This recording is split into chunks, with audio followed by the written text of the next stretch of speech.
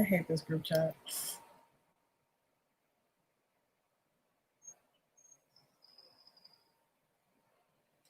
What is going on?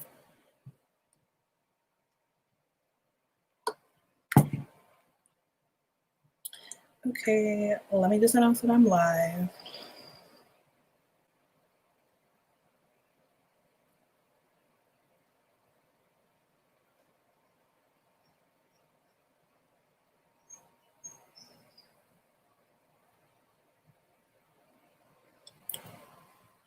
Let me go on my phone.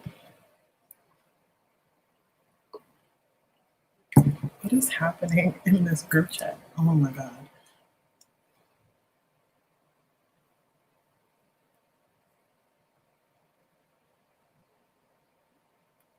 Okay, so I'm just gonna wait for more people to come in here before I start chatting my nonsense. This is the wrong hand, that's great.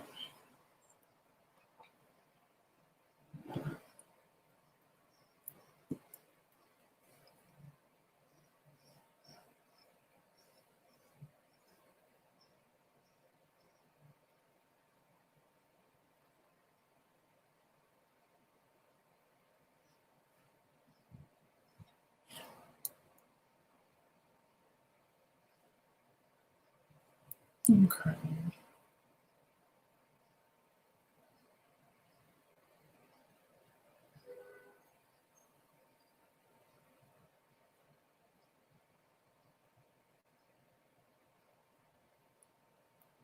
Shout out to Monty for being the first one.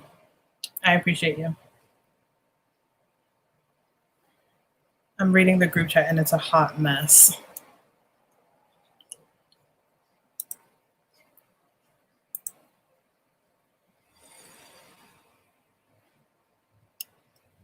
Yo, what's up, everybody?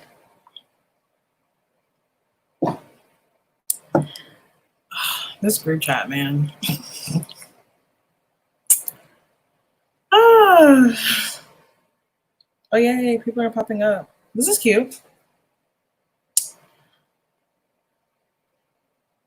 Damn, why all the comments just popped up like that? Thanks for the warning.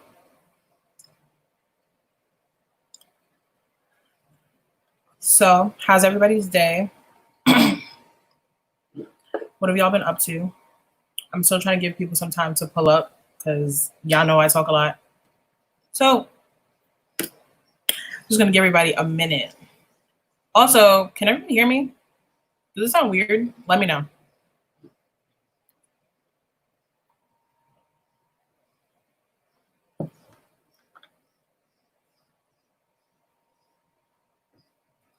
There also may be birds chirping outside. Listen, just whatever you hear or see, just avert your eyes, you know? Just act like you didn't see it.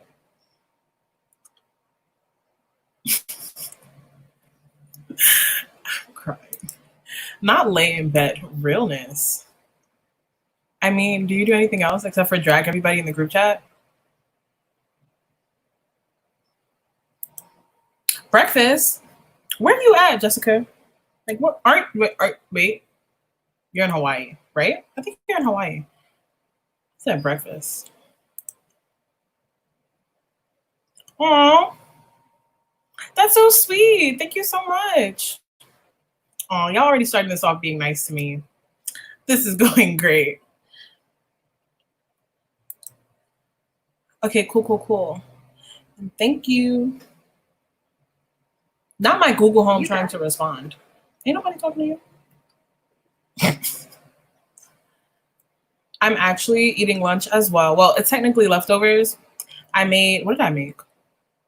I made like Cajun shrimp Alfredo type of situation. And I'm finishing the last of my leftovers. So this is going to be a mukbang too. We're doing it all. This damn group chat. I hate you all. Yay! I'm gonna go to Hawaii. I actually was planning to go to Hawaii with my friends. Why did I say friends as if it's plural? One friend. But then COVID, prices were cheap too. I was really mad. I'm like, oh, This would have been lit.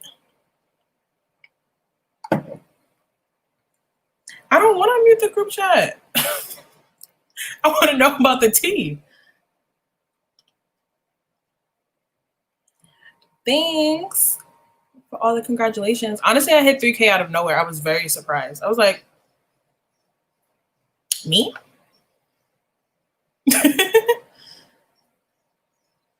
You know what? I actually might mute it because y'all really don't know how to chat in this group chat.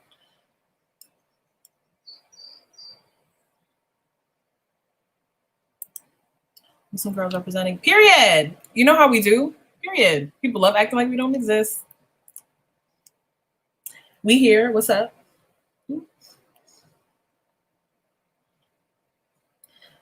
Okay, so this is probably gonna be a lot, only because I am making up for this month's Iqra Trials live show, which I am going to be doing today by myself.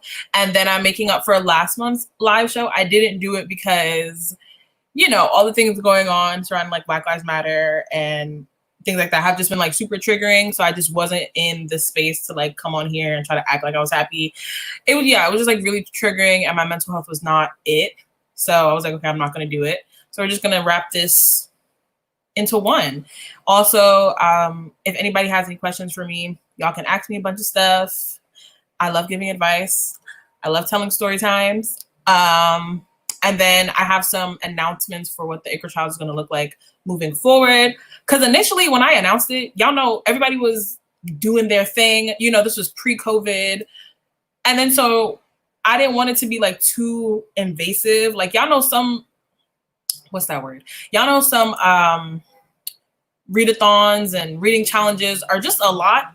They be asking you to do everything except to give up your firstborn child. And I'd be like, okay, like this is too much. So I just wanted it to be super chill with just like, we all can read whatever book based on the challenge and then a monthly live show at the end. But now that I find that like I'm home and like everybody's home or everybody should be home, I just wanted to be more engaging. I want to do a bit more for people that are like me, just sitting at home, not doing anything. For the most part, I'm either on Zoom till like 5 o'clock in the morning with the hotties, or I'm filming a video, or I'm reading a book. Like that's all I've been doing. So literally, they definitely do. They want your whole entire life, or like some other people who will not be named want you to buy a flimsy ass $20 journal. And I'm just like, but for what? For what? For unseasoned? Okay, let me stop. We're not doing this. It's too early into this live for me to be. Ooh. But yeah, the absolute most. So for those that don't know, I'm going to give an intro to the Iqra Trials. It is a year-long Muslim readathon that I created. Basically, I kind of swore off reading stories about Muslim people by Muslim authors. They were just always bad. Some of them I read during the Iqra Trials are still bad, but they were just really bad and can just be really triggering and traumatizing for someone that is super passionate about their faith to always see people that would just rather be anything but Muslim. So I just kind of stopped reading Muslim books. Then I was like, I need to find some good Muslim books. So let's just do this. And so there's a challenge for every month.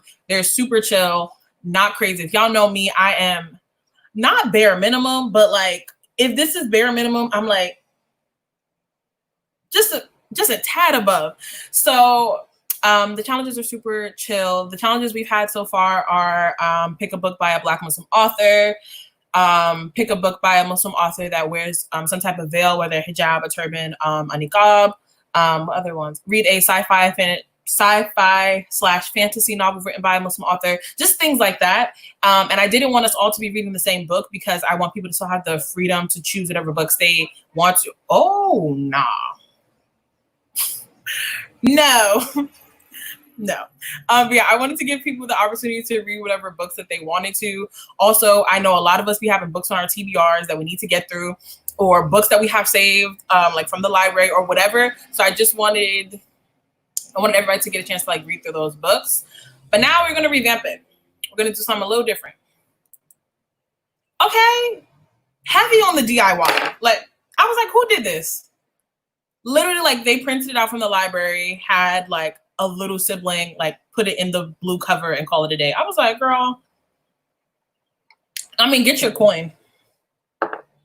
That's cool. But then also one of the creators was on a whole Instagram rant talking about how poor she is, but then pulled up a whole MacBook and a Sony camera. And I'm like, poor? That's interesting. I don't throw shade. Me? What? I don't throw shade. This lighting is so weird because of the way that the windows are. Any thoughts on the chain of iron cover? Okay, listen, we were just talking about this in a group chat. It is hot garbage. It is absolutely atrocious. I don't know why Cassie did that. Did she have that same white girl make it? The one that don't know how to draw black people? Y'all know what I'm talking about. Who got the boy name? What's her name? I know she blocked me on Twitter. That's all. What's her name? Is it yes, Charlie Bowater. That's her name. Did she do that one? I hope not. Let me show y'all on my phone. It's bad. Oh, wait. Why did I just discover this share the screen feature? But like, I'm scared to click on it and like mess it up. Okay. Let's try this.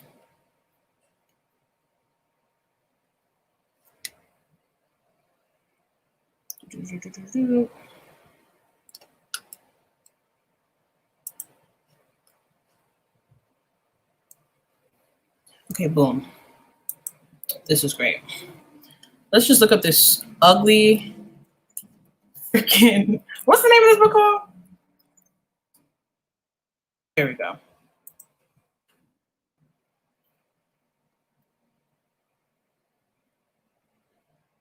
Today. That'd be great. Oh my God. Not people already having pictures and videos.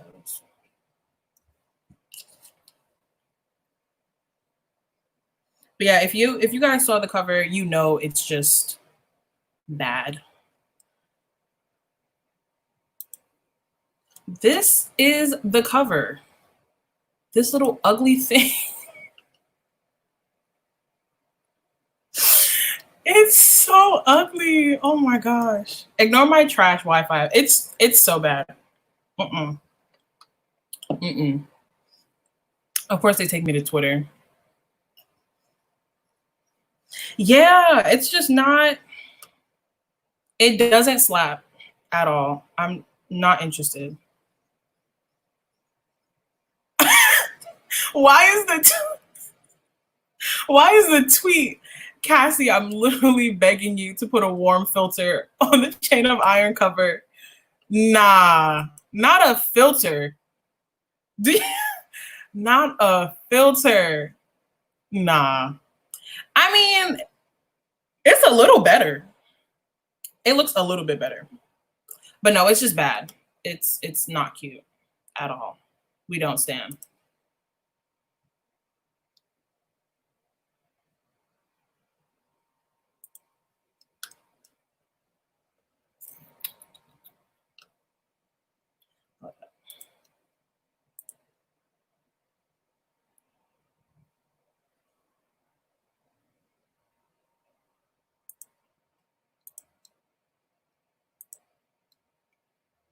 Yes. Oh my gosh, the bug.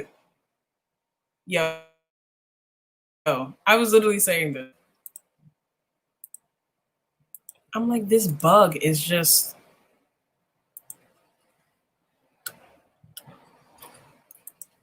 it's just bad. Don't look at it. But yeah, I was really upset because I love Cassie's original covers. Like the ones, I like all her first covers in her series. I know a lot of people feel weird about them because they are like the same style. They look very similar, but I love them. I hate all of her like second editions, you know, the paperbacks that have like the spines match. I hate all of those. I think they're absolutely disgusting. Like they're all ugly. I love the typical Cassandra Clare like style. And so I just don't like, it just doesn't, it's not it. It's not it at all. Oh, okay. Oh, okay. You know what she did? Charlie Bowater, she did the, why does it look like I'm in the dark? Y'all. Anyway, she did the character cards that come inside of the book.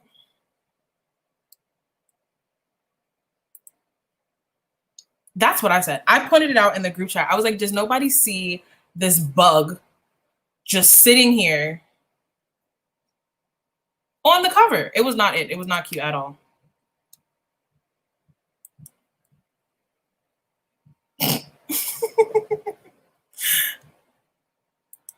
Aunt Gabriella's here. Throwback. You know what's so interesting, y'all? I met Gabriella at the, was it the Queen of Air and Darkness release thingy at Barnes and Noble's Union Square. That's where me and Gabriella met.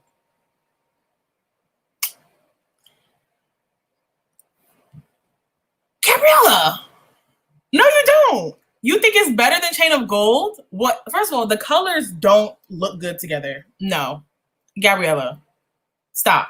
They don't look good together. No. What is that? What is that?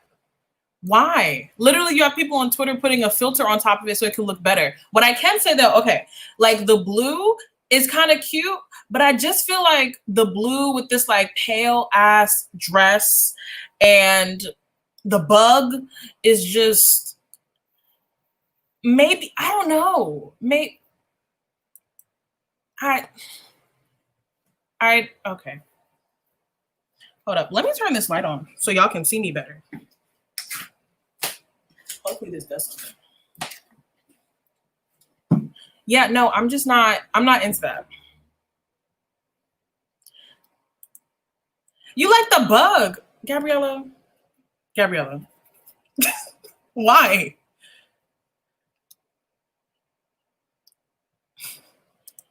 And that's why she blocked me. That's the tea, y'all. That is exactly why she blocked me. Well, she blocked me because I agreed with Mina from Mina Reed's tweet about how a lot of her characters look the same regardless of their alleged ethnicities. And so we all got blocked. But anyway. You like the bug? I have like a traumatic issue with moths because of childhood traumas. I actually talked about it in one of my vlogs. Moths are not my thing. The only cover with moths on it that's like really cute is Stranger Dreamer.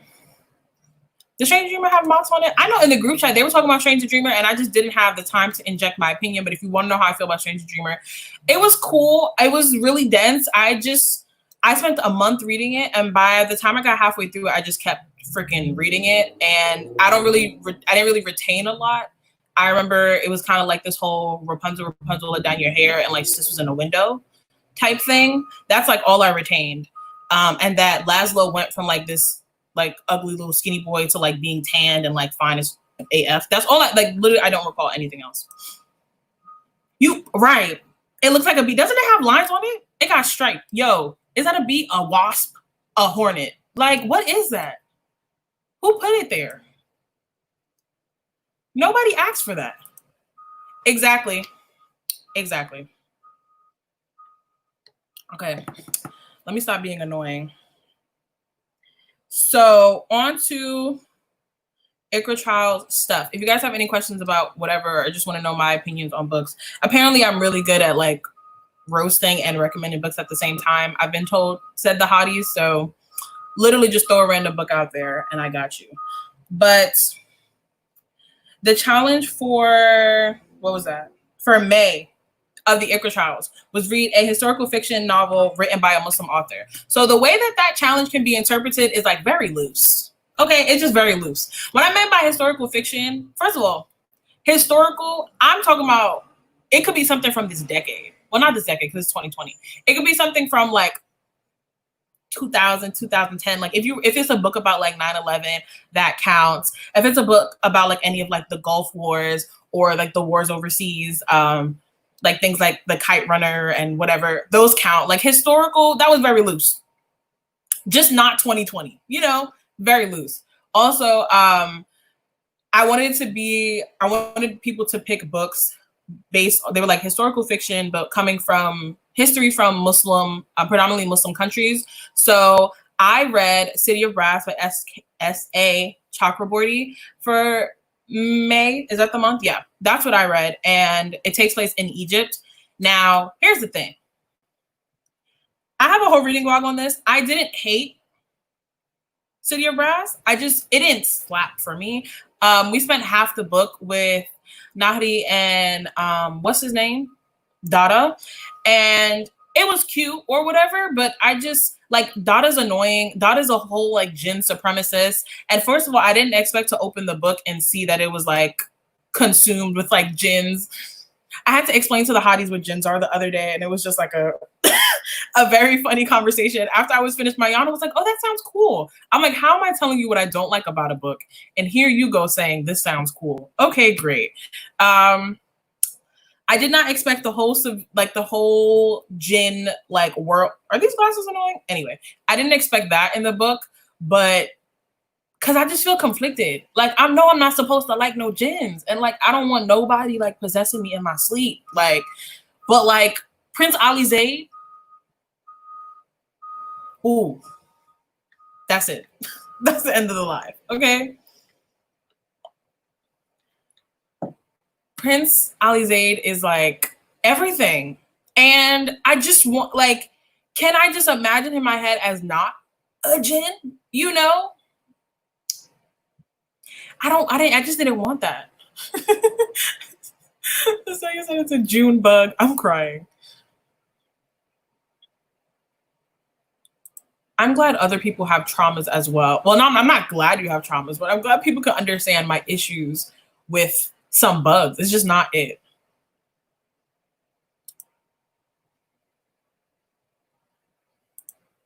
You are absolutely correct though. But like once you open up that door, when you gonna close it? When you gonna close it? Like where's the limit? Where's the line we're crossing? For those that don't know what jinns are, I mean, a very easy way to describe them is that they are beings much like humans that were created and have free will. However, they are just unseen to us. So not Ayoto Chrissy. Recite for me too, sis. You know, actually, sometimes you can't even be playing like surahs and stuff like in your lives or Instagram because they're definitely copyrighted. I mean, get your coin, you know, but yeah. So I read City of Brass and I gave it 3 out of 5 stars. Let me go to my review to talk about what I had issues with. Well, not necessarily issues. I can tell you the things that I like. I love Prince Ali Zaid. I love the world. I think Nahri gave me very like Aladdin vibes, like very like she's a street rat. She's like out here hustling and scamming people because she got to do what she has to do. She doesn't have a family. She's not really attached to people. She's just like really just trying to get her coin and dip. She gave me very Aladdin vibes. And actually it should maybe be pitched as an Aladdin like low-key gender swap retelling because it was very that. She's like doing like parlor tricks and she has this like weird sense of like knowing when people are ill and like where those illnesses come from. But then she's also just naturally into herbs and botanicals and things like that. So she gets this like client, I guess, who's like, oh, my daughter's possessed. And so she like does the ruqiyas. I don't know what they call it in the book, but Islamically they're called the ruqiyah. And so she does the ruqiyah, which is basically like an exorcism, but she thinks it's all like BS. So she does this whole performance, and then come to find out sis actually was possessed. And then she actually brought the jinn out. She actually did the exorcism. And then now the jinns are trying to chase her, right? And then so her and one of the jinns that she awakened, his name is Dada Yabahush, aka Dada. He popped up and he's like her companion. He's like, you aren't fully human. You're mixed with something. You're maybe jinn-ish, jinn adjacent, and you're unsafe in the human realm. So I'm now going to take you across this big ass desert. I'm pretty sure they crossed the Nile River. They were going across the Sahara Desert, literally. And she's like, I'm going to take you. He's like, I'm going to take you to the land of the jinns, the city of brass. Y'all can't see it because we're humans. We can't see it. But he's like, yeah, I'm going to take you. And so like 300 pages of the book is them just really traveling to get there. And they're annoying. And like Dada is literally a jinn supremacist. He keeps talking about how nasty she is and how her blood has been tainted and all types of stuff. Like giving me very, what's his name? From Six of Crows. What is his name? Very Matthias vibes. Like how Matthias treated Nina. That's how Dada treated Nahri in City of Brass. And I was, is it City of Brass? Yeah. And I was just like, I'm not feeling it. And so we follow Nahri, and then we follow Prince Ali Zaid, who is a prince in Jinn world, let's call it that. And he's the only like practicing Muslim in this story. And I just want to say he did not get the love and respect that he deserved. He was severely disrespected. Literally, he was just like living his life. He wasn't drinking. He like wasn't like, you know, fornicating. Why do I sound 85? And everybody had beef with him. They were like, oh, you're an extremist. And I'm like, isn't everybody in this damn city Muslim? Like, how you calling him an extremist because he don't want to have no prostitutes? I was very confused. Prince Ali Zaid, I love him. I love him. He was it for me. If you read City of Brass, please let me know. I know that's yesterday Empire of Gold came out, and like mad of my friends are talking about it. Mina actually convinced me to read the second book, Kingdom of Copper, only because on her live stream, was it yesterday, she mentioned that Ali Zaid is like an imam in the second book. And I'm like, Imam Ali is a thing? Okay. I could get with it. I'm cool with it. Okay. That works. So I'm going to read Kingdom of Copper actually for July, if I ever get through all the other books that I have to read for July.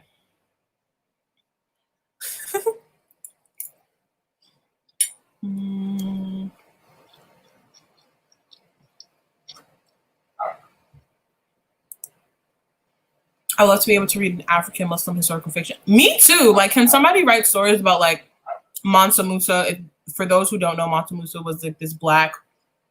He was from Mali, and he was black, and he was Muslim, and he was like this. He had mad money, like a whole kingdom, but it's just a part of history that most people don't know about. And he was just like rich and Muslim. And I don't know if he necessarily did the best things because, you know, most rulers ain't ish, but talking about like the kingdom and kingdom, talking about like the kingdom and what Mali was like when Islam came to it is just so interesting to me. I would love for somebody to write that story.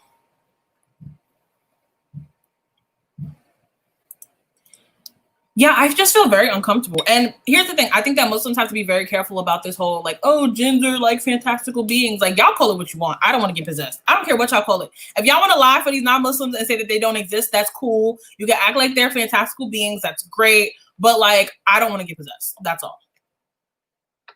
That's all I have to say. They are. I'm telling you, I was like trying to play Quran on my phone, and it's literally on like Apple Music, so that means it's copyrighted. Like somebody's making money off of it. Yo, he was a whole jinn supremacist, and he loved reminding her that she wasn't ish because she's like dirty with human blood. And I'm like, she don't even know her parents. What are we talking about? Literally, that I don't know what else to call it. They be calling everyone extremists these days. Sure do. Sure do. Yes. I love Ali Zaid. Oh my God. I love him. And Ali Zaid is black. I just want to add. I don't know if I mentioned that they're in Egypt, but Ali Zaid is black. And like just that. Like a black Muslim, like devoted Muslim character who just so happens to be a jinn, but we're not going to talk about it, is it for me.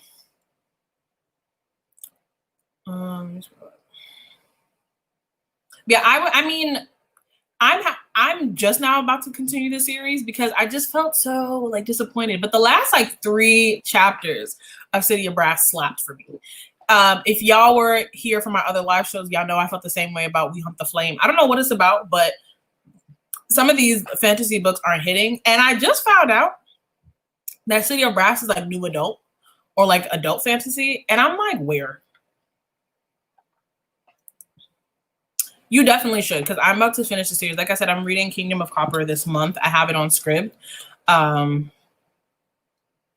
you definitely should, I think. I mean, I don't want to, you know what? I take that back because I don't know what the hell the rest of the series is going to be like. So I apologize in advance if it's crap. I would love an African period drama. Ooh, that'd be cute. That's what I'm saying. Like, y'all know all of these like shows and stories about like all these royal families and like France and Italy and like the UK. And I'm like, yo, I want some, like, y'all don't understand how messy those things would be. Like, if y'all ever watched like African dramas and stuff, they're all just like a mess. And I would love to see some like period pieces. Those would slap.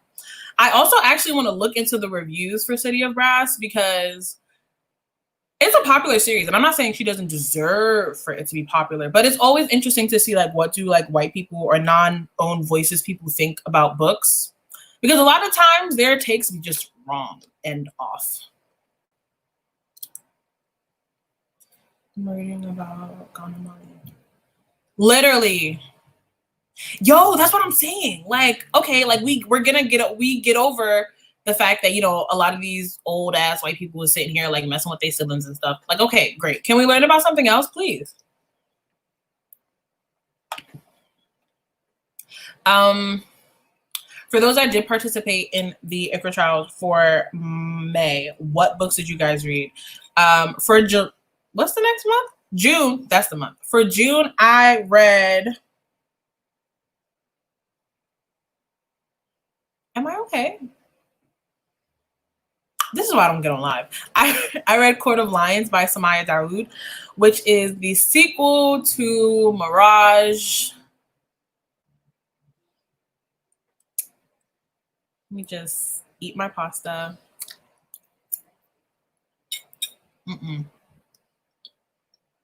I don't want to talk about this book. I feel so bad that I disliked it so much. I just feel so bad. I feel like I should like it more than I did. When I tweeted out that I gave it 2 stars, I just like apologized to all my Muslim friends. I was like, I'm sorry that I hated it. Okay, no, hate is strong. Hate is strong. I didn't hate it. I would have given it 3 stars, but for me, 3 stars are books that like I like. I may have had problems with it, but the things I like outweigh the things that I had issues with.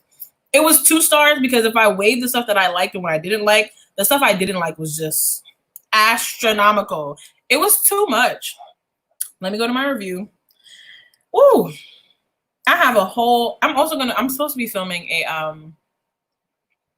a June wrap up, but I have notes. Like, I have notes in my phone. Literally just like notes about, yeah.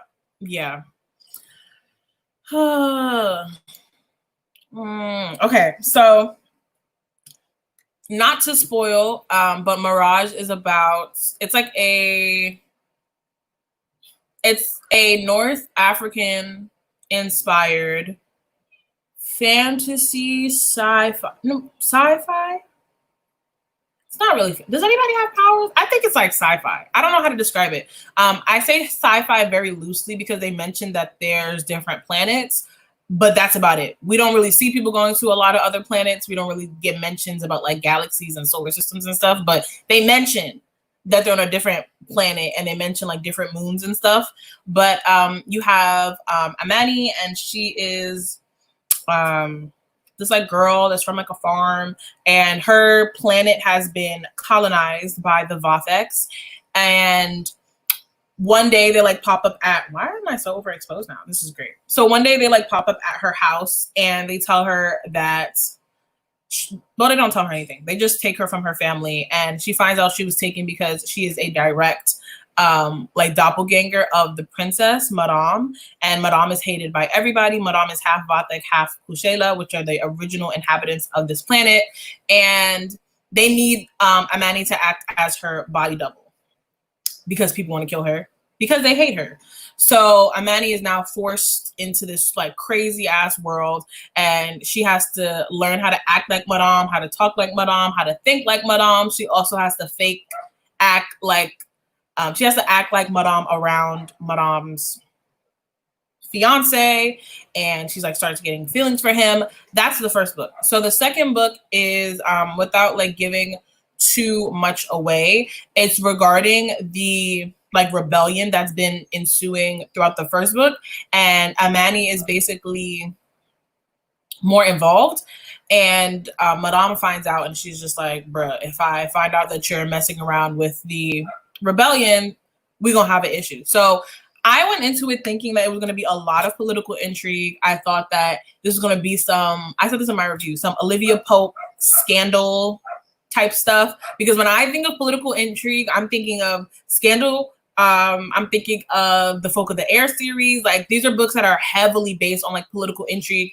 Every other page, you don't know what's going to happen. People are dying. People go missing. Somebody's a spy. Nobody's who you think they are. Like, it keeps you on the edge of your seat. I actually really adore political intrigue in books. It's just so much more interesting because the stakes are higher, but it's realistic. It's not like super dramatic. Like, we all know that in like governments and like monarchies and stuff, people do whatever they need to do to get what they want. So I love political intrigue, but it just like didn't hit at all. It was not. It was not it. Why do I look so pale? I felt like this, I don't know. They said that it was gonna be, they premised it to be like this super like high stakes, blah, blah, blah, blah type of thing. It just wasn't that for me. Amani is basically trying to rally the neighboring tribes to support Madame as queen, so that she can hopefully overthrow her father. These aren't like really spoilery. But that's like the premise of the book. But my issue was that if the idea is to show that Madame is not this like terrible person, why is Amani acting as Madame for all of the political negotiations? So they literally maybe met Madame once. And it's just, and literally Amani is the one acting like Madame throughout the entire book. She's like going through to all of these secret meetings, acting like she's Madame. And I'm like, you're acting like a good person because you are a good person. But they don't know who Madame is. They think they do, but they don't. And I just felt like Madame was coddled a lot. She was just, you know, those people that are mixed and their entire personality is the fact that they're mixed. Like they can't not talk about the fact that they're mixed. They can't not talk about the fact that their dad is black and their mom is white and they never fit in anywhere. Like, that's their entire brand and personality. Madame was like that. She could not shut up about the fact that the Kushelas, her mother's people, hated her because she was half Vathek. And I'm just like, bruh, but you're also like an asshole.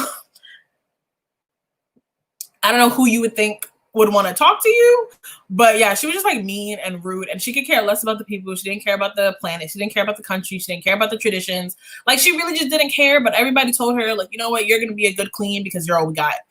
And it just felt very weird. I was not feeling it. Also, there is a queer romance in Court of Lions, and at first I was like, oh, maybe this will make me like Madame because she's dry as a character. So maybe like her being queer will add a little bit of like sauce. You know, it definitely didn't. Her girlfriend, or whatever you want to call her, was just very random. Like, sis popped out of nowhere, and every time they asked her, like, who are you? Where'd you come from? Like, tell me about your life. All she said was, I'm here for Madame. And I'm like, great. Okay. That's beautiful. I've seen reviews and a lot of complaint about the pacing. Yes, the pacing was just so weird. For example, you had like the wedding. These are not really spoilers because, like I said, fiance in the first book, it only makes sense if they get married. So they're having the wedding in the second book, and then Madame isn't even at her own wedding. It's Amani acting as her. And then so the whole wedding happens under Amani's point of view, right? And then it's done. And then the author, for every other chapter, it goes from Amani to Madame, Amani and Madame. But Madame's point of views are leading up to the wedding.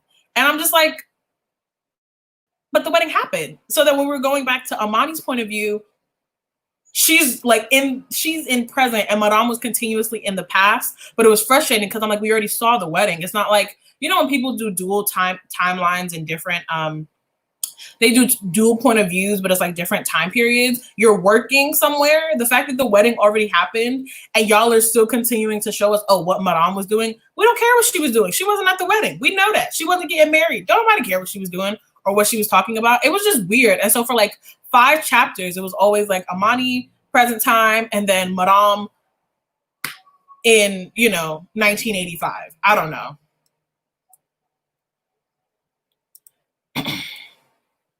No. Oh.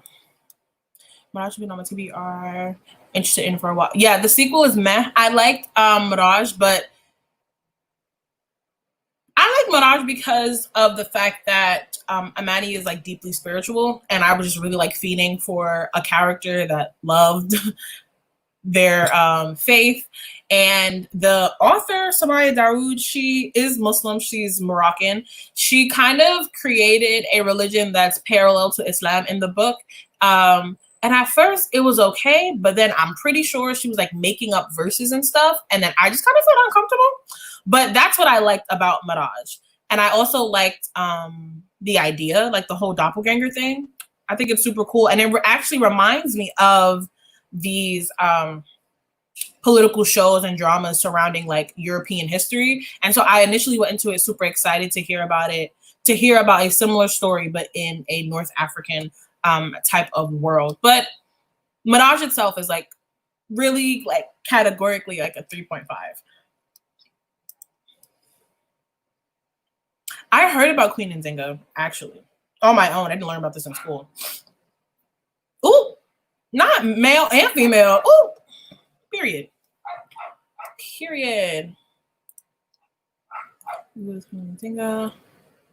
Yeah, it's so frustrating because you're just only given like this weird ass version of history and it's just not accurate. And it's a bit more boring. But yeah, so those are the 2 books that I read. And I was really sad that they didn't slap for me.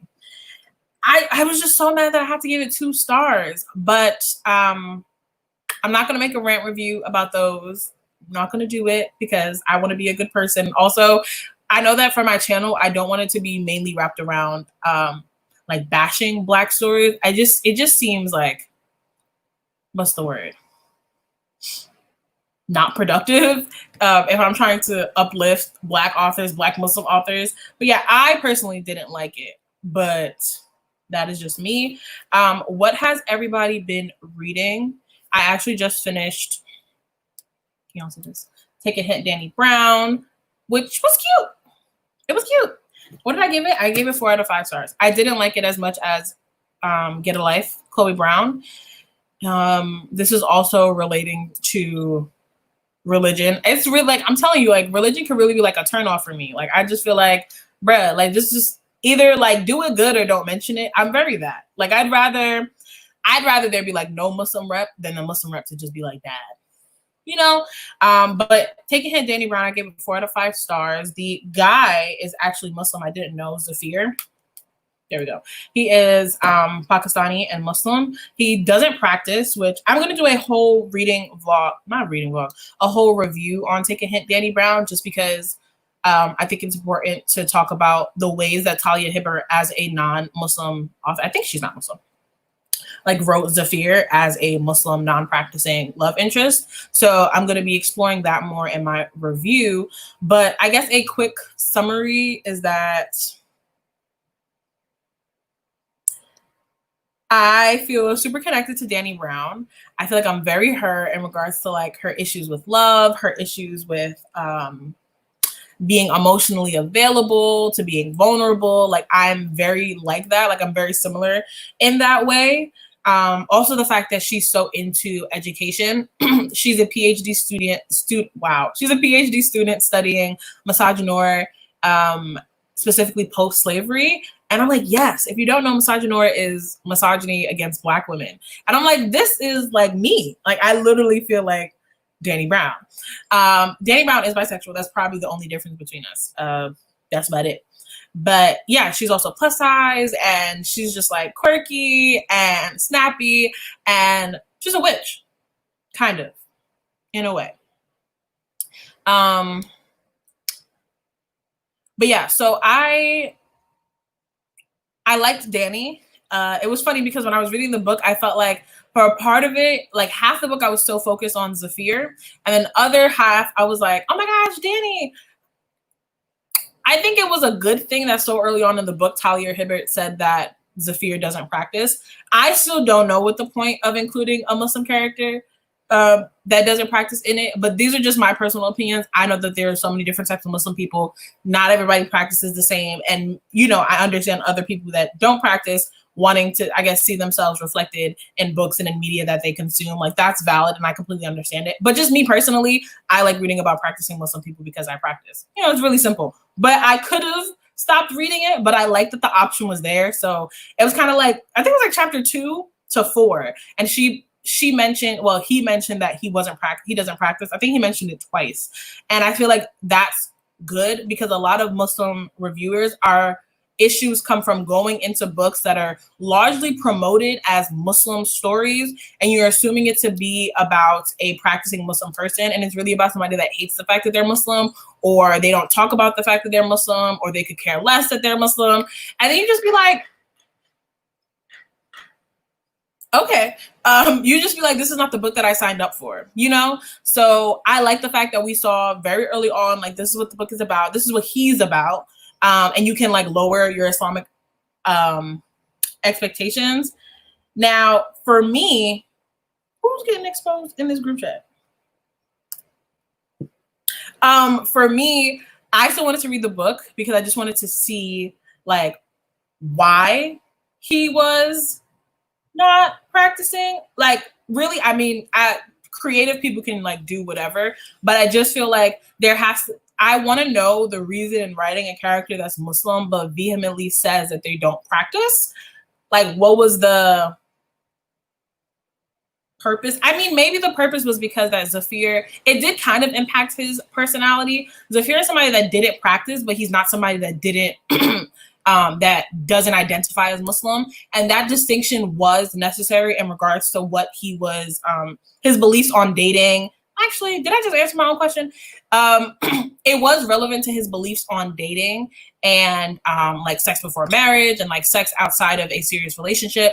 He actually says that even though he doesn't practice, he still holds on to the idea that like sex means something and that relationships mean something. And if you don't know, the premise of Take a Hint, Danny Brown is it's a fake relationship. And I guess him being Muslim kind of adds the internal conflict. I mean, that's the parts that I actually related to him on, because I feel like everybody who considers themselves Muslim, you always have this moment of like internal conflict, and that's just life, of like wanting to do X, Y, and Z, but being like, oh, this is haram, I shouldn't be doing it. So I actually really love those moments about Zafir in the book. But, you know, he obviously like succumbed to his temptations. If I'm not going to spoil it, but that's the most I'm going to say. But yeah. What are the Muslim representations that you would like to see in future published books? I'd like to see just more stories like either the way S.K. Ali writes her Muslim characters or the way Nadine Jolie Courtney writes her Muslim characters. In like Love from A to Z and Saints and Misfits by S.K. Ali, the characters are Muslim, and that's just that. Like, that's their lives, that's their reality. It's not this big thing. It's not nothing to be like, I wouldn't say necessarily talked about. They obviously do talk about it a lot, but it's not something that's alien to who they are. And so it's kind of just like, you know, they're Muslim and this is how they live their life. And it's not a matter of like internal conflict, or it's not the Muslim characters that S.K. Ali write. They don't, how do I describe this? They're not having these identity crises around being Muslim and then wanting to assimilate into American culture. They're just Muslim, and that's that. And I really like that because A, it's a way to just normalize the fact that people are Muslim and that not everybody has these issues. But also, this is the reality. I would really argue with people that this is the reality of most Muslims, specifically in the West. Like, most of us are not, like, everybody's struggling with stuff, but most Muslims practice. Like, it's one of the distinctions that a lot of people can make between like Muslims and then like other religions like Christians or whatever. And somebody actually asked me on Goodreads about the ways of fear practice, and I related it to the way that like modern Christianity is practiced in the West. How like you'll have people that like they'll go to church occasionally, they'll, you know, they do Christmas and stuff like that, but that's like the extent of their practicing, but they still will call themselves Christians because they still like spiritually believe in it. That's how Zafir practice. And I would argue that most Muslims, they practice. They're in some range are practicing their faith every day. So yeah, I would like to see that, just like that normalized aspect. But in regards to Nadine Jolie Courtney and All American Muslim Girl, the character was gaining faith. She was starting from a point where she was coming from a Muslim family, but nobody practiced, and her family like hiding that they were Muslim. So it's about her learning about Islam on her own and like learning about literally everything, learning about like the sunnah, the hadith, like praying, like literally how to wear hijab, like what you say, you know, after you say Prophet Muhammad sallallahu alaihi wasallam, like literally all of that. She's just learning so many new things. And it's a story about her gaining faith. Like these are both really beautiful to me. I want to see just like normalized, just Muslim people doing a Muslim things, living a Muslim life. And then also stories about people gaining faith. I feel like, and this is why I love All American Muslim Girl. Do I talk really fast? I'm sorry. The reason I liked All American Muslim Girl is because, what's her name? Allie was on a journey to getting better, like spiritually. And so she made mistakes, but it was kind of like, you know what her intentions are. Like she's really trying to be a better person. And it shows a really good, well-rounded example of what it's like to be Muslim nowadays. Like everybody's just trying to figure it out. Rather than seeing people, and this is just me personally, this is not, I can't speak for all Muslims, but rather I prefer that than just seeing characters like, yeah, I'm Muslim, but I don't practice. Like I'm Muslim, but it don't matter at all to who I am as a person. Like, yeah, I'm Muslim, I was raised Muslim, but I don't really mess with anything regarding Islam. For me, I'm just like, okay. Like, so you mentioned that for what? And I do think that a lot of it in regards to the publishing industry, I talk about this a lot, is trying to change the narrative about what it means to be Muslim and the quintessential Muslim experience, specifically in the West, because y'all are broadcasting and promoting these books as being Muslim stories, but they're not. Because you want Muslim readers to read it. And then you want non-Muslim readers to think that this is what it's like to be Muslim. And it's just not. It's not. It's not. I was kind of talking about that, but yeah, he doesn't really practice. So there's that. But there are moments where he says things like, alhamdulillah, like, inshallah, his niece and his sister, they wear hijab. And he will say that he's Muslim. Like, it's not a secret. He just don't practice. And I mean, I think that's valid. I can say that I think it's important to make that distinction also because it shows non-Muslim readers like, hey, this version of Islam or whatever that he's doing is kind of it's separate than what Islam actually promotes, if that makes any sense. So you can now see that instead of you looking at him and because he's Muslim, you know, most people are automatically going to be like, okay, well, you're going to show me about Islam. Knowing that he doesn't practice, it kind of shows you like this is another version of some Muslims that some people just don't practice. And it's not indicative of our entire faith, but making like story after story after story after story of Muslims that hate Islam and Muslims that like don't want to be Muslim it creates this false narrative amongst non-Muslim people that this is like the common thing. And it's not. Like all of these, a lot of the books that I hate in regards to Muslim rep, non-Muslims love it. The white people eat that shit up. They love it. They're like, oh my God, liberate her. Take off your scarf. Oh my gosh. Like F your father. And I was like, what the fuck are y'all talking about? Like they don't know. So that's why I think it's a good thing that we saw that she said, hey, I'm Muslim, but I don't practice. So this is just what I do, you know, rather than it being, oh, look at all of these books about all of these Muslim people. This is clearly okay. Like one common thing, if you guys watch my video about Muslim representation in the West, one of the common things that people were commenting was that I mentioned how, like, Islamically, you're not supposed to be with somebody that's not Muslim. Like, a Muslim woman can't marry somebody that's not a Muslim man. And so many people had no idea, because every time you read about these Muslim girls, they're in relationships with people that aren't Muslim, and just things like that. Like, people be like, oh, I thought it was okay. It's not. But, you know, I digress. Ooh, taste. You have taste. The Sun Is Also a Star slaps. I was just raving about The Sun Is Also a Star in my, what's that video called?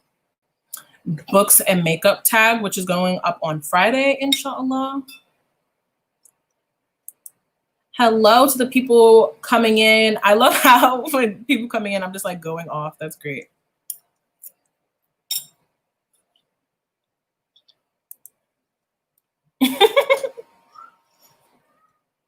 Yeah. That's why I had to rate it a 4, because as much as I wanted to get into like even like the smut and like their relationship, in the back of my head, I'm like, bruh, he's Muslim. Like I can't ever just be comfortable reading about like Muslim people like just sin in the sin, you know? And this is not me being like, oh my gosh, I don't sin, I don't make mistakes, but I'm just saying like my comfort level, I can't support it. You know, I can't get on the bandwagon. But that's why I love to get a like Chloe Brown, because I don't have no moral expectations for them. You know, they're not Muslim. I could just read the book.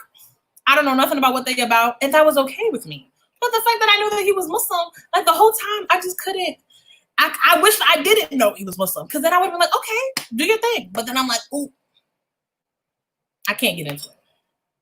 No, ma'am. I literally forgot my food was sitting here. That's great.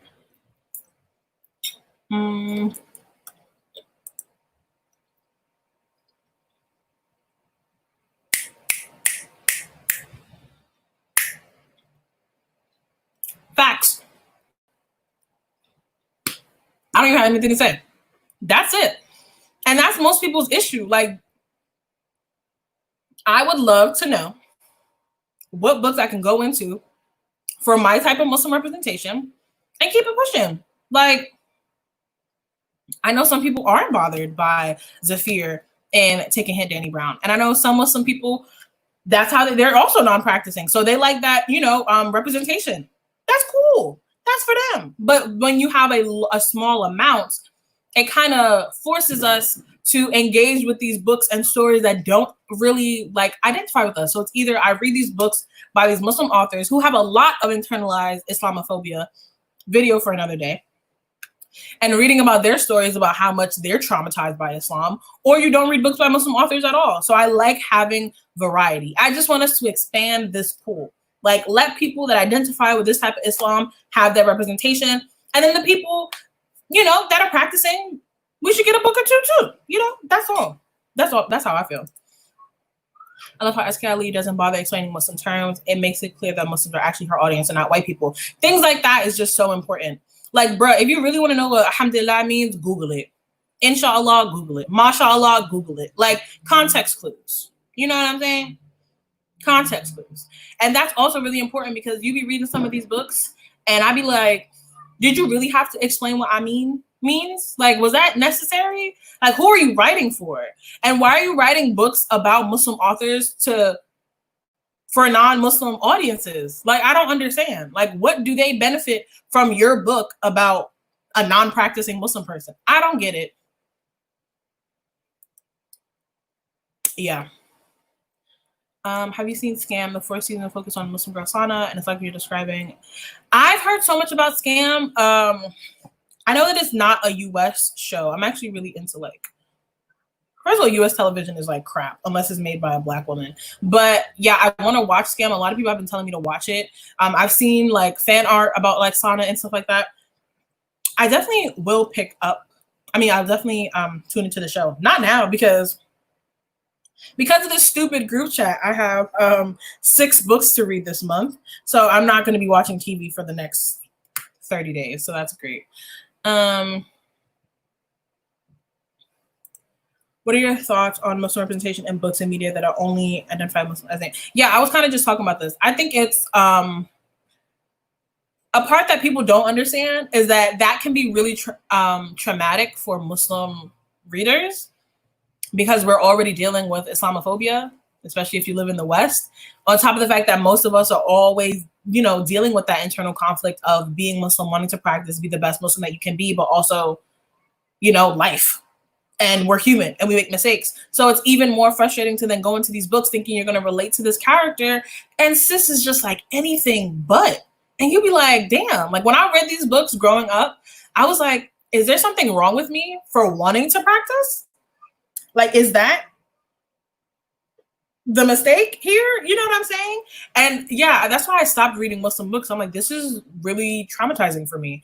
And it's really traumatic to really read about these things and it being taken as like law. Like, this is what the Muslim experience is. And then it also furthers like Islamophobia, because then you look at people that do practice, like non-Muslim people, and they'll be like, oh, why are you doing that? Like, you're an extremist. You're doing the most. Like, I read in a book that a Muslim girl do. I've heard this. My friend, she says you can do blah, blah, blah, blah. And I'd be like, no. But also Muslims aren't a monolith, but Islam is a faith with that you have to follow, It's only right there. It's fine that it's real, but it's only, yeah, that's how I feel. I mean, people can write the stories that they want, but I just want a more well-rounded view of the Muslim experience. Somebody is getting cursed out in this group chat. Oh my God. Yes. Oh my gosh. At the end of Hala, y'all know I reviewed Hala, the movie. Sis literally ran out into the street and like threw her hijab on the ground. And I just didn't understand what the scarf did to her. I'm like, you're depressed. I don't know what this hijab. First of all, you already wear it back here, which is like, mashallah, like do your thing. But I just don't know why it wasn't ever centered as like a part of her trauma. She never spoke about having any like dissonance with the hijab. So then to take it off and then her be like literally they end the movie. She makes a lot. She takes off the hijab and then she like skips down the street. And I'm just like, so now you're healed? Because if the thing that was going to fix you is taking off your hijab, you would have been good, sis. Nobody wears the hijab in the house, except for me filming this thing. But for the most part, nobody wears no scarf in the house. So why you still got problems if the hijab was the issue? Like, can we not, please?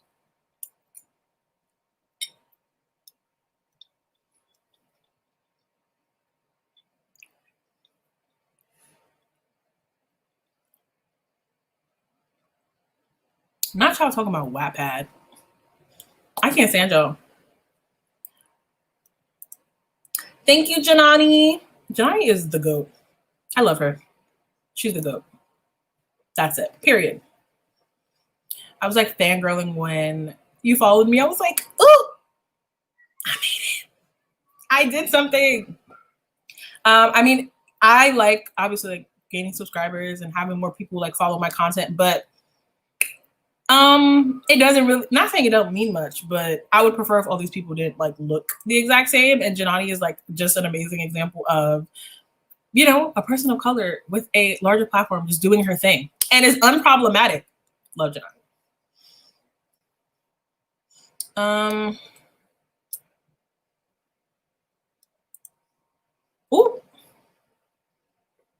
They want to free us. We are oppressed. We don't follow Western ideal. Yeah, it's just, I just feel like, have y'all talked to a Muslim person? Like the average like Muslim person, like we all know that everybody has traumas and horror stories. And if you look for them, you can find them in any faith. It is just so many Black people that have internalized anti-Blackness who now hate being Black. Like these are things, like we know they exist, but they're a small percentage. This is what it looks like by Rebecca Barrow. What is that about? I'm about to start, I'm actually beta reading a book, so I have to do that. But after I finish that, while I'm reading that, I'm going to be listening to the audiobook of Clap When You Land by Elizabeth Acevedo, and I'm super excited about that because she can talk me to sleep. Elizabeth Acevedo is amazing, and apparently With the Fire on High isn't written in verse, so I'm not going to read that one. Is that bad? I'm sorry. I'm not going to read it. I can't. No. Yes, up until Scam, I had never seen rap like that. That wasn't about removing themselves from Islam. Yeah, like, I promise you, most Muslim girls you see walking around with a hijab on their head, like nobody has a gun to their head telling them to put it on. I promise it. I promise you. I really promise you. Most people are just chilling, especially because been Muslim our whole life. This is just like what we do, you know? It's not this whole big thing. And also, it's important to see versions of Muslim wear just normalized, because we're also not like science experiments. Like nobody wants y'all to be like, oh my gosh, so tell me about like, so you starved during Ramadan? Like, no, we're good. We don't need that. Like, we're chill. I think it hurts even more when stuff like that is from our own people, like having non-practicing Muslims or how the characters are oppressed by stuff. Yeah. Oh my gosh. Yes. Like, what's her name? Aisha Saeed? I feel like a lot of her books, except for one that I heard of, is like, okay. They just feel very they feel like very internalized Islamophobia. And I'm like, did you talk to a therapist? Like, and the things that they're oppressed by, like even in the movie Hala, the things that she was oppressed by was her family and her father. They like, I didn't even hear them spit out any rhetoric about like, this is what a Muslim girl is supposed to be doing. Like when they talked about like trying to like have her and give her an arranged marriage and blah, blah, blah, blah. It was very cultural. They didn't even talk about Islam. Not really. Like she prayed sometimes. So I was just like, what is happening? And I think that, alhamdulillah, this is one of the things that I don't really have to struggle with as a Black American Muslim, because I mean, it's like a double-edged sword. Unfortunately, I don't know where my ancestors are from and that sense of like culture. But I don't necessarily have a culture that's been heavily influenced by Islam to the point where I can't distinguish the two, if that makes sense. Like, I practice Islam and I don't have like a culture in the background claiming that this is what Islam is about, you know?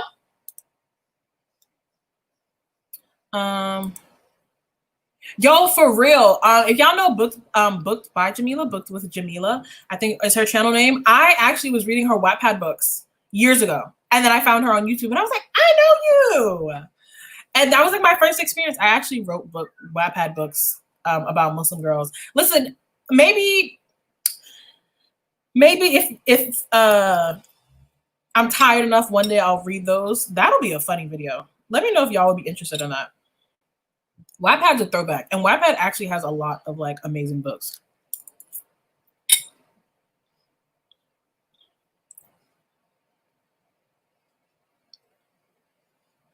Aw, I talk so much. I'm sorry. No spoilery reaction. How much did you squeal and hold your breath while reading Love from A to Z? Ooh, girl, if I read it, I still got the tab open on my phone just in case I need to go back. Okay. Oh my gosh. Even though, I mean, I think it just expired, but it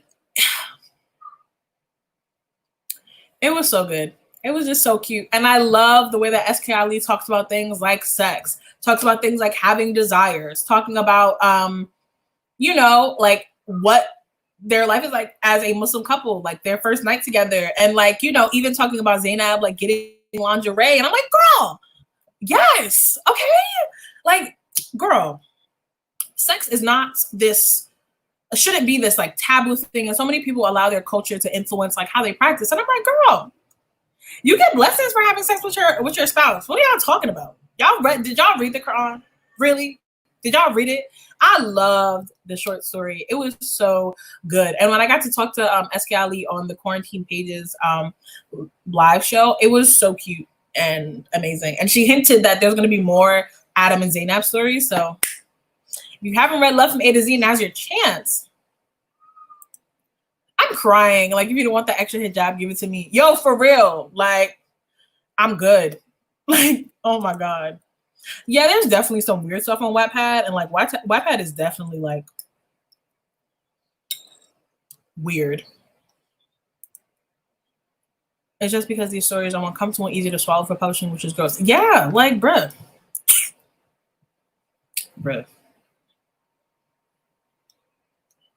Whoa. Damn, y'all commenting.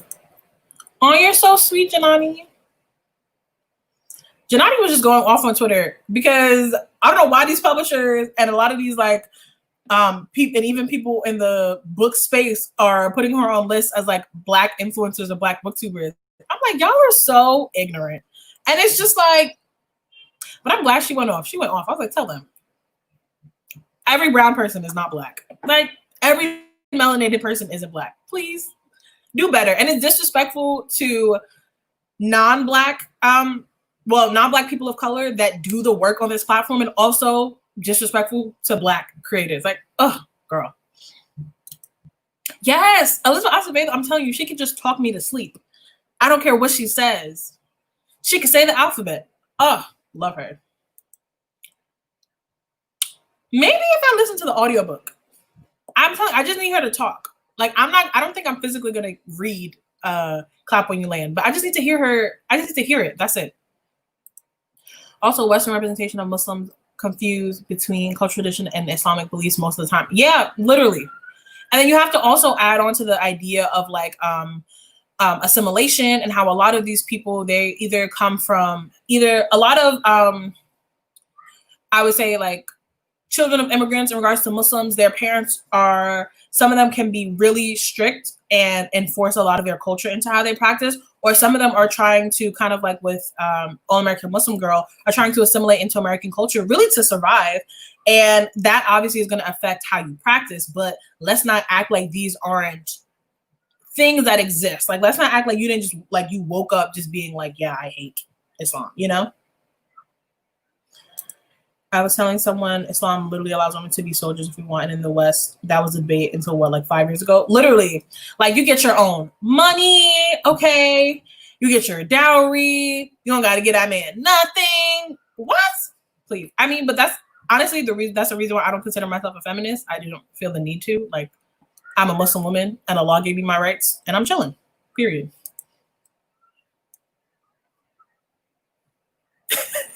We were definitely interested in that video. Why? Can you just not be? Why do you want me to relive traumas? Oh my God, no. I'm good. I'm so good. I'm good. Okay, I'm good. But I mean, maybe that would be funny. I have like, last time I checked, the story has like almost 60,000 like reads or something. I don't know, man. That was like 2011. I went to a Desi Islamic school after coming back abroad from Egypt, and I was so confused with how some of the mismatch of the culture and religion. Yeah. But I see that all the time because, like I said, I'm not going to say I don't have a culture. My culture is Black American culture, but I don't have a culture, like I said, that is heavily influenced by Islam. I mean, Black American culture is, but outside of like the US. So I just be like, what y'all talk about? I guess I kind of have like a more non-biased approach, I would say. I don't know. But then people always try to invalidate my Islam because I'm Black. And I'm like, oh, okay. That's cool. Yes, Jamila Iso saying she was my favorite. Yes! She was writing all the stories. I need her to be published, period.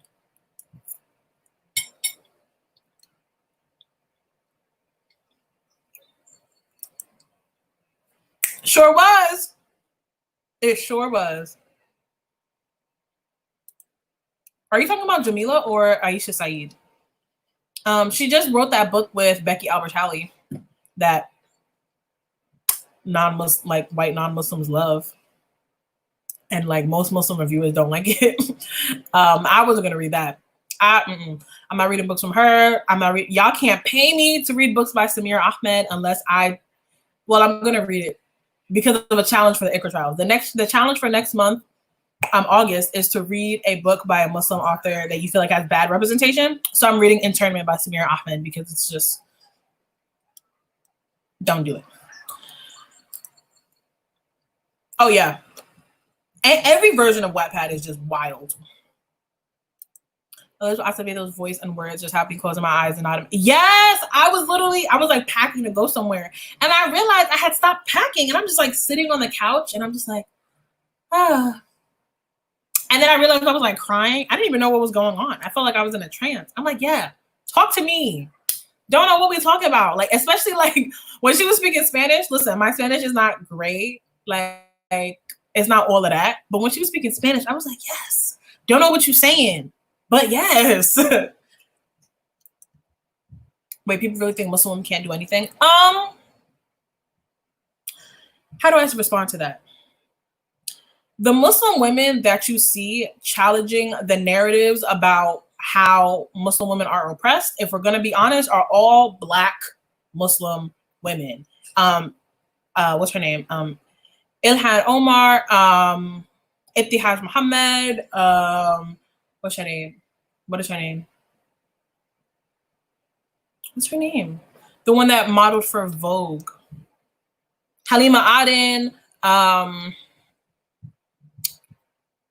just, it's mainly Black Muslim women challenging these narratives. That's just what it is. But if we're looking at, I'm not saying obviously there's not non-Black Muslim women, but for the most part, the people that you see spearheading a lot of these conversations about Muslim representation and breaking down and challenging these stereotypes are Black Muslim women, period. Yes, Halima, that's her name. We're the ones usually doing the work. I'm just be honest. That's just what it is. Would you ever experiment in turning your Wattpad stories into a published book? Not my Wattpad stories, but I probably should be right. I am working on a story. That was a lie. I stuck with a law. I have a book idea in my head, but to say I'm working on it is a stretch. But it's a book that I literally started writing on Wattpad. Oh, wow. I sound stupid because I just remembered I started writing that book on Wattpad. But yes, inshallah, I would love to have that published, but it is a dystopian novel. Similar to Divergent, but with color, with people of color. Like that's the max I'm gonna say about it. But I haven't worked on it in maybe like a year. I did NaNoWriMo last year, attempted. I don't know. I just get very insecure in regards to my writing. And writing is something that I do a lot. Like if you read my Instagram captions, and even sometimes hearing me speak, I can get very deep very fast. Like I'm really good with words, but there's a lot of vulnerability that comes with writing that I'm not necessarily ready for. And also I have like a lot of anxiety and I feel like I definitely am a perfectionist. So I read these books and I always be like, I can point out what I don't like about books and I can point out the books that I love. And I automatically tell myself, oh, this book will never be that, which is terrible. But that's why I haven't like been writing, because I'm just like, it needs so much work. I have so many questions I need answers to, and I don't know it. But like if I'm writing it, if I don't know it, who the hell knows it? But Camp NaNoWriMo is actually going on right now, and I'm attempting to get into it. I know that SIncerelyTahiry has a writing workshop on Skillshare that I want to watch. I know that Tomi Adeyemi teaches like writing stuff, and also like AuthorTube is a really great tool. To get back into my writing, I think what I'm going to do is write about the scenes that I kind of have vividly in my head and just go from there. Like there's like a couple of scenes that like I know exactly what my characters are doing, where they're at, what they're going to say. But then there's other moments where I'm like, I don't know how you got here, but that's great.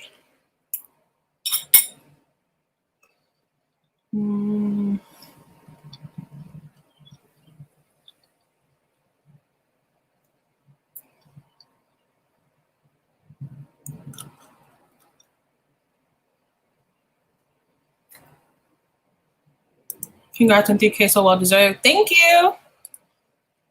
Hopefully we get to 5. Honestly, I did not plan to hit 3K.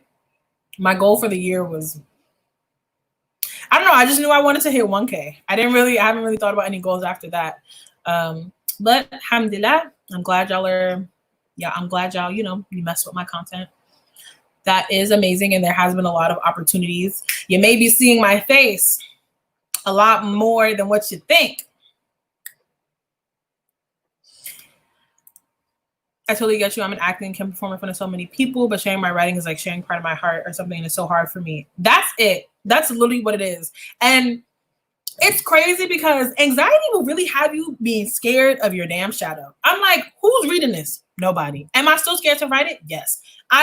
Sometimes I'm like so consumed with the fear of taking the words in my head, putting it down, and then reading it back, because like secondhand embarrassment be like so real for me. And it's crazy because it's just me. Like I'll be like, bruh, there's nobody here. Like write the stupid book. But then I'll be like, you know what, maybe I shouldn't, you know, maybe I don't need to, maybe I don't need to write it. But I don't want it to be another situation of like internment. The story of it is so fire. Like, I'm a dystopian girl. I love dystopian novels because they're usually social commentary about our society in a more like exaggerated way.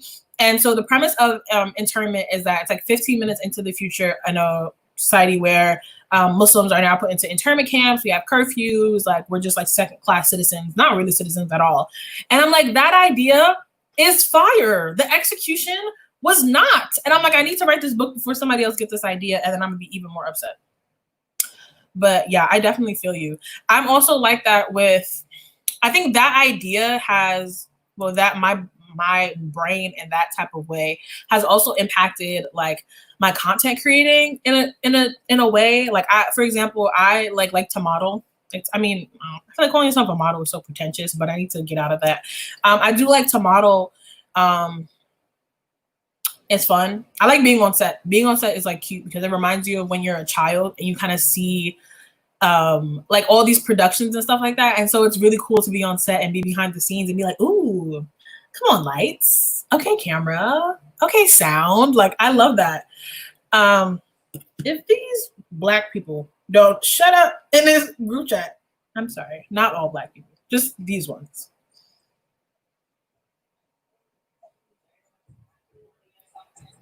Why do I miss the tea? Oh my God. I'm really mad. Does somebody have to play music right outside my house? I don't want to get copyrighted, so can you like turn that down? Don't need to be copyrighted. And they're in a car. I'm like, bro, just turn the corner, like, please.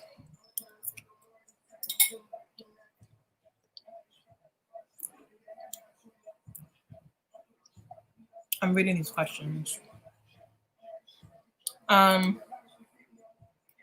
Is it the one influenced by Children of Blood and Bone? I mean, okay, now I have to close the window because, bro. Tomi Adeyemi is probably my biggest book inspiration. My biggest, whoa, that wasn't a grammatically correct sentence. Okay, let's try that again. Tomi Adeyemi is probably my biggest inspiration in regards to writing. Her writing is so amazing. And can I leave? I hate it here. But the way that when you read Children of Blood and Bone, like, for example, you have commentary about colorism amongst Amani and her family. You have, you can see how clearly what it's like for Black people and what that oppression looks like. You have the raids, which is very similar to so many different atrocities committed against Black bodies in the United States and across the world. You have the, I forgot what the system is called, but they're basically indentured servants and they like have a debt to pay. But the more that they're there, like a part of their debt is, their debt continues to accumulate because their owners have to pay for like their shelter and food and water. So most of them never get out of this system.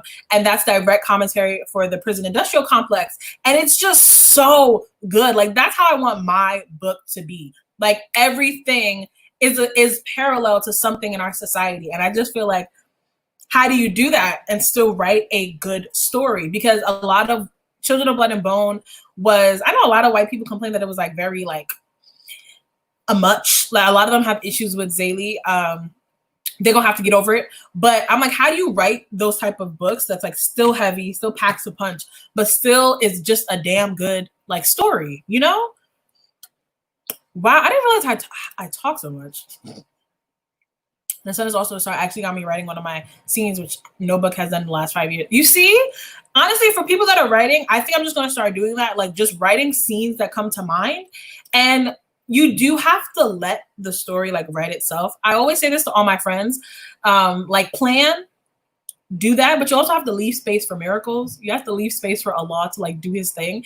And so you just have to like do what you can and just leave space for the unknown, for things that you can't really explain why it happened, or how this makes sense. But sometimes you just be writing and the story kind of writes itself. If you're a writer, y'all know what I'm talking about. So, girl, that anxiety though, I was writing the other day and I kept imagining how other people would react badly to it. Yo, I'm telling you, I be sitting there like, oh, I'm like, those white girls gonna tear it up on BookTube. I'm telling you, I can't even write it in a page. It's crazy. It's actually really crazy. I'll be cleaning the dishes and my brain is like, new book idea, but once I actually sit down and write it, my brain just malfunctions. Yep. Be like, what? You gonna write what? I'm like, nothing. It's gonna sit in the drafts. You call yourself a model. Oh, you're so sweet. Gabriella, I love you. You're so sweet. And we should definitely hang out when quarantine is over and talk about books. And we can vlog and stuff. I actually got this like modeling opportunity. And like, I'm only mentioning this publicly because I need people to pray for me. I need all good energies, good spirits, good duas, all of that coming my way. Because if I book this campaign, it'll be like the biggest campaign that I've ever done. And I'm like, I don't know. And I feel like maybe that'll give me the confidence to kind of promote myself more as like a model. I'm also working on my Instagram feed that is under construction, but I say that every week. Why do I miss the tea? That's the story of my life. Yo, I'm telling you, like this group chat is just like, it's just so much. It's like, there's screenshots. What are we talking about? Why y'all doing this? Oh, Miriam's here. If y'all know Miriam, we were on, what month was that? What did we do? We did the Iqra Trials live show for, I think it was Read a Book by a Veiled Muslim Author. Yeah. Y'all know we was in there talking up a storm. She said, what you eating? It's the rest of I made like Cajun shrimp Alfredo with like spinach, and this is like the rest of it. Trying to be healthy. I'm so annoying. I talk to Chanel too much. I would read your grocery list, so please give us that book. Not the grocery list. Ooh. I don't know. I think I just have to like, you know, the one thing that's like annoying about being Muslim sometimes, like most people, they just be like getting high, like getting drunk. And I feel like if I was ever able to like step outside of the anxiety in my head and just relax for 2 seconds, I'd probably be really productive. You know, y'all know those like people that be like high or drunk and then they can just like function. I mean, that's not healthy, but I'm just saying okay, this is going left. I only bring up like the alcohol and like the substances because a lot of it like relaxes you and then you just be like chilling. And I just feel like if I could just chill for half a second, I would get so much stuff done. I'm constantly questioning that myself. Yeah, it's a lot. And then also, what is that going to look like with publishing as like Black Muslim women? Like, is there space for us? Like, y'all want us for the diversity hires and diversity checkbook, but like, do you want our stories? Like our real, authentic, honest stories. And then even when you publish these stories, you have so many reviewers that I keep talking about white people. Y'all gonna have to get over it because these are the facts. But like, you have a lot of white reviewers, which is why me and my friends, the Unfriendly Black Hotties, we started our own YouTube channel, and we're doing a book club where we, as Black readers, review Black stories. Because so many of us, even if you get your book published, you then go look on these reviews and stuff, and it's completely misconstrued because you have people that don't know where you're talking about. And the publishing and reading world is largely like oversaturated with white readers and just white perspectives. And it can also just mess up your book. Like, how many books by people of color do we know that are probably amazing, but got like 2-star reviews? Because the white people don't get it. Ooh. You said in a previous live, you didn't like, does my head look big in this or something? I was curious why. I literally don't remember anything. I think that was like the first Muslim book I read, like ever. And first of all, like early 2000s was a really weird time. Like if you read any book from like early 2000s, it's just like, what was in the air? Was it in the water? I don't know. But does my head look big in this? Is just like, she's trying to be like, yeah, like I have to wear this scarf, I guess, but like I promise you, I'm still down to do whatever we was doing before. Like basically, she's trying to reassure her friends that like this scarf ain't changing nothing. And I was like, But isn't your story of putting on hijab something that's like super personal to you? And shouldn't that impact like you? Like, how does that impact you emotionally? Alhamdulillah, everybody in my family wears hijab, so I really didn't need that representation. And I know my mom was trying because I'm a bookworm, but the book just didn't slap for me. I did hear that Rhonda Abdel Fattah is on some better stuff now. So if y'all have read any books by her, let me know. I hear that she's doing better. You know, she's doing better. Alhamdulillah, she came out the sunken place. Yeah. Also, the title is cute, but like I'm offended because my head always looks big in my hijab. Okay, next. I would love to see a book with a Muslim modest fashionista. That would be so cute. I'll take some pressure off myself if I try to write contemporary. I naturally just have these ideas about these super expansive worlds and stuff. Maybe I should start small. Start with contemporary. But then it's hard for me to write contemporary novels, especially about Muslim women, because I don't know. I think a lot of the stories I want to tell are for me and like are about me. And there's nothing that snitches on you more or puts you in your place than writing about a character and they're like you. You be like, damn, I said that? I did that? Really hurt your feelings. Side note, did y'all see that video by, what's his name? Dawa Man, who is annoying, where he was like, he was in a room for like with young, he was in a classroom with like young Muslim girls and was like, do you know of any Muslim women? I'm not even going to try his accent. He's like, do you know of any Muslim women that are famous for anything other than fashion and makeup? And then nobody raised their hands. And then he was like, look at that. Exactly. You're not supposed to care about how you look. Da-da-da-da. I'm like, bro, you got a whole fresh haircut, fresh J's, like that thobe is new. And also, why can you only name Muslim women that are famous for fashion and makeup? What are you watching, brother? Ooh, he gets on my nerves. Hey, making move, congrats. Thank you. I be imagining Cindy or Jesse reviewing my book and being like, she tried to do the thing but didn't. Yo, is that just me? If you are somebody that watches BookTube, obviously, and like a reader, and a writer, that's how I be feeling. I be like, yo, Mayana is gonna like tear this shit up. I be like, I'm like, Monty's gonna drag my book. I know. And it's bad enough I can put a name and a face to a reviewer because they're my friends. So that's great. Go for it, sis. I'm trying. I sent them my email with my rate. So inshallah, they come back with the numbers that's hitting.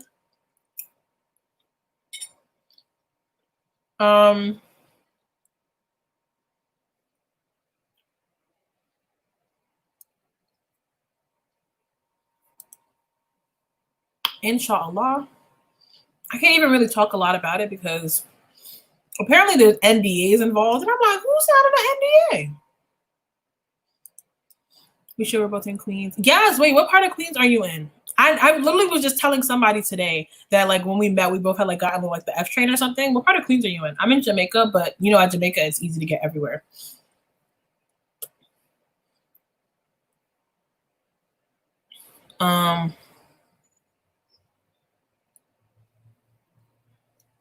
Damn, I don't know. Wait, I really be talking so much. I'm trying to catch up with these comments. Ooh, recipe. I cook a little bit in my vlogs. Also, I'm so sorry how I did y'all for Vlogmathon.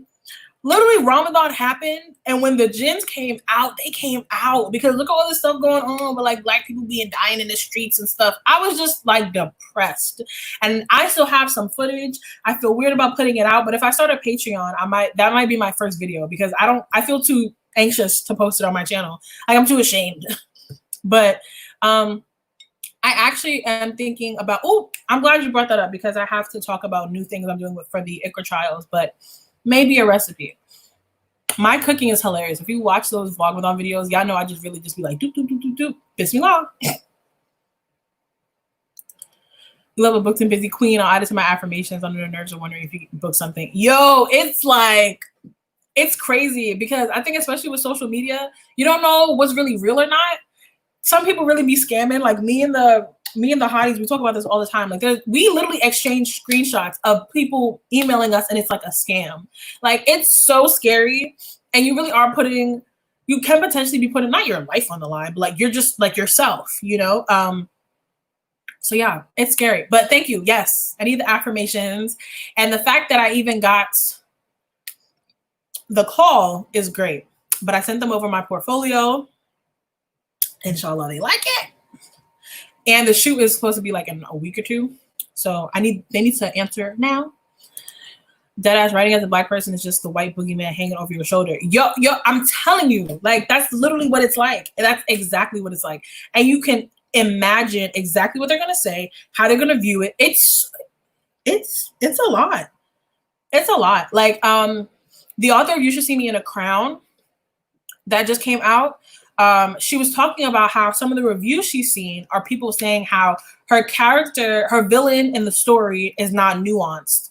And she literally tweeted, she was like, why do I have to make a racist character nuanced? They're racist. They're a white supremacist. That's that. They're a shitty person. Why do I need to make them nuanced so y'all can feel better about any microaggressions that you have against Black people? I was like,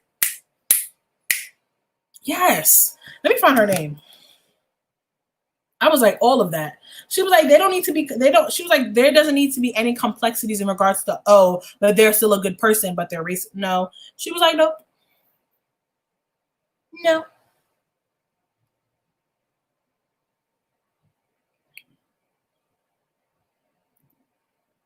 Here it goes.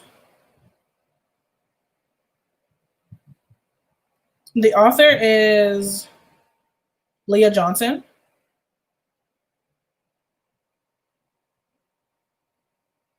What did she say? I'm trying to find the tweet.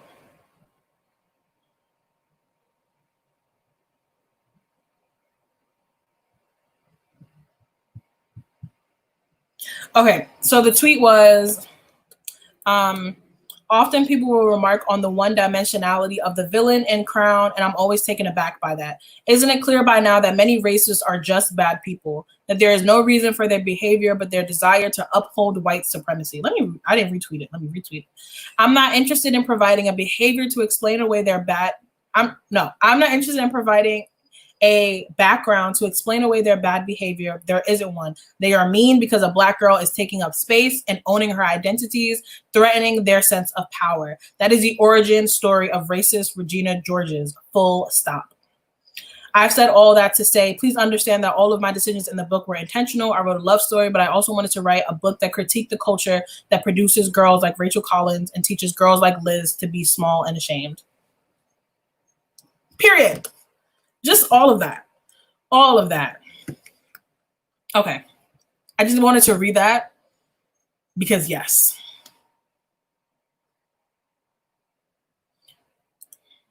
Reviews be like, I can relate to the character because they don't look and behave like them. Yo, oh my gosh, I saw it when I was going through our group chat.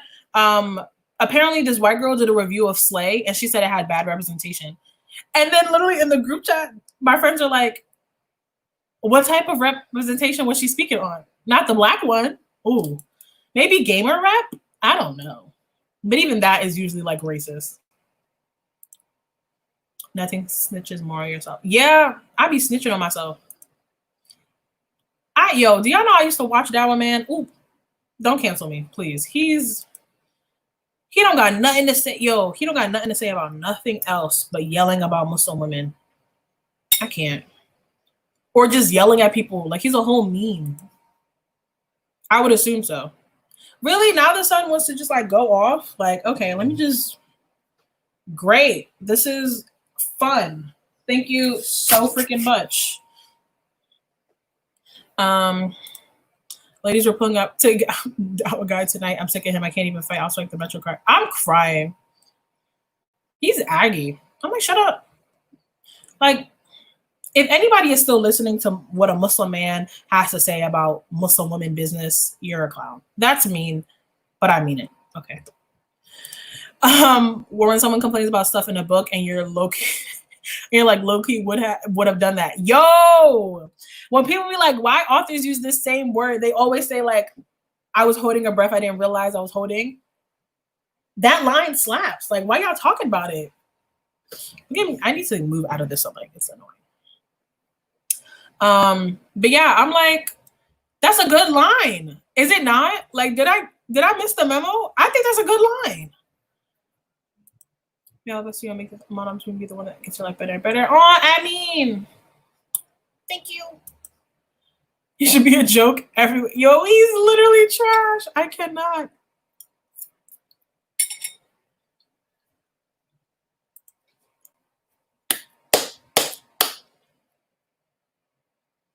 Sign language. This sun is really going to be annoying. But where's the sun at when I'm trying to take my selfies? I just want to know. Where's it at? Where's it at? What's wrong with fashion, though? Something wrong with looking nice and being modest at the same time. Why so pressed? Exactly. Exactly. Isn't it sunnah to dress up nice for like your wedding, for Eid? Like, why? Why? Men be so pressed about women. Oh, you're not far. That's lit. That's actually great because I need to have some book friends in real life. Miriam lives in Jersey. We'll love to get there, but I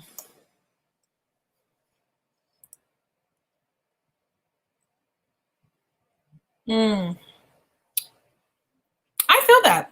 That's valid. I said this before in one of my videos. I feel like a Muslim woman's journey with modesty is their own. And we're all, as every day, in the words of Lauryn Hill, let me just say, every day is another chance to get it right. That's all I'm gonna say. So y'all say you can't be sitting here like shaming, not saying you, but in general, it doesn't make sense to shame people for their choices because literally like tomorrow, she could put on a hijab. Tomorrow, she can start dressing more modestly. Like you don't know that. And you don't know what Allah wrote for them. So it's always better to just like, whenever you see somebody that you perceive as struggling or you perceive as sinning or whatever, it's always best to just make dua for them and keep it pushing. Because even most people don't know how to give nasiha. They don't know how to give advice. They just be sitting there yelling. And I'd be like, okay, great. Yeah, yo, Shaitan was out here like ready, set, go. He didn't waste no time at all. Literally, I'm the same with cooking. I literally just throw anything in sight. I hope the guy comes out right. Yo, I'm telling you. Throw that joint in there. I'm going to have to figure it out. That's true. There's always debate on what modesty really is. Yes, we don't know this though. But like, why don't men debate on like what their modesty should be like? Because y'all can't think that it's completely halal to be showing your six-pack on Instagram. I digress. Oh, Monty's back. Love that for me. Monty, what's going on in the group chat? I heard that somebody's being exposed. And what that white girl said about Slay, please spill the tea. I want to know. My viewers, they're cool. They're not going to say nothing, right? What was the problem that you had with Slay? I think you responded. The fact that it seemed like racist characters are supposed to be nuanced. That's deep. That's deep. Yeah, I don't need that. Some people are just racist. And I talked about this with my friend about like cancel culture and like canceling Black celebrities or canceling just, especially with all of this stuff going on with the beauty industry. People can grow and change and unlearn the things that they've been taught, like racism, but that doesn't mean that I, as a Black person, have to be there to witness it. And also that doesn't mean I have to make excuses for them. That also doesn't mean that I now have to accept you. Like your journey of unlearning has nothing to do with me. I don't gotta like you now because you read a book about anti-racism. Stop. I think for the booktube-induced anxiety, you definitely need to patent that. For the writers on here, I just say that not everyone's going to like your book. Not everyone likes every story. That's true. We have people like Monty who just hate everything, and you can't base that off of you wanting to write a book because he's already going to give it 2 stars just because it exists.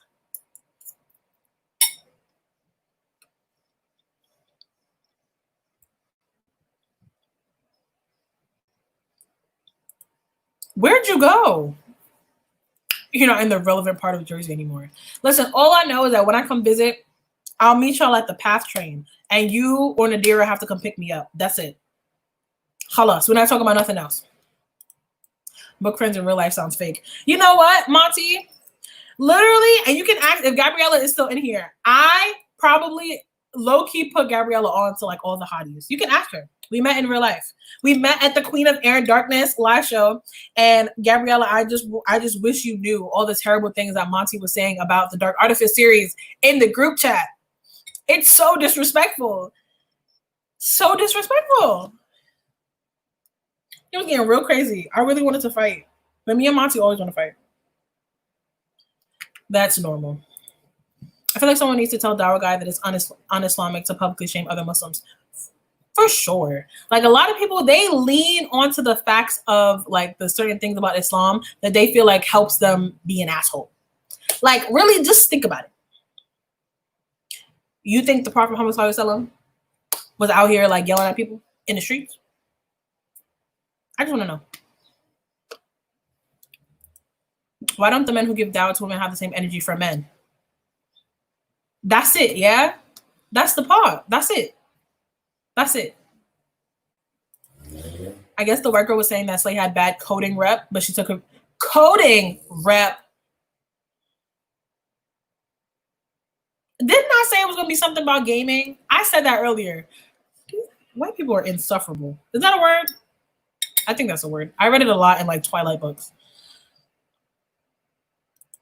What bothers me more is that he has no credential. Yo, I'm like, what school did you go? What school of thought? Where did you study? You studied in the Prophet's Masjid? Where? Oh my God.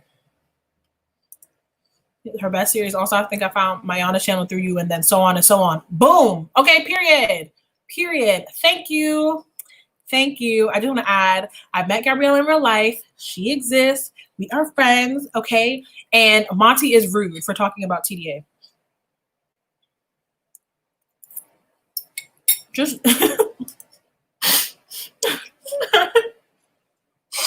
how was the truth? Disrespectful.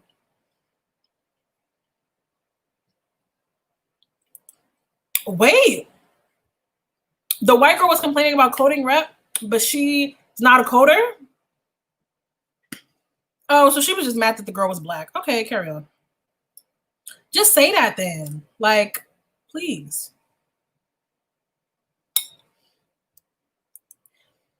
Why would I want to sympathize with the racist? Also, no one's entitled to your support. So if I don't want to be your fan, don't make yourself a victim. Period. That's how I feel. I don't gotta watch. I don't care.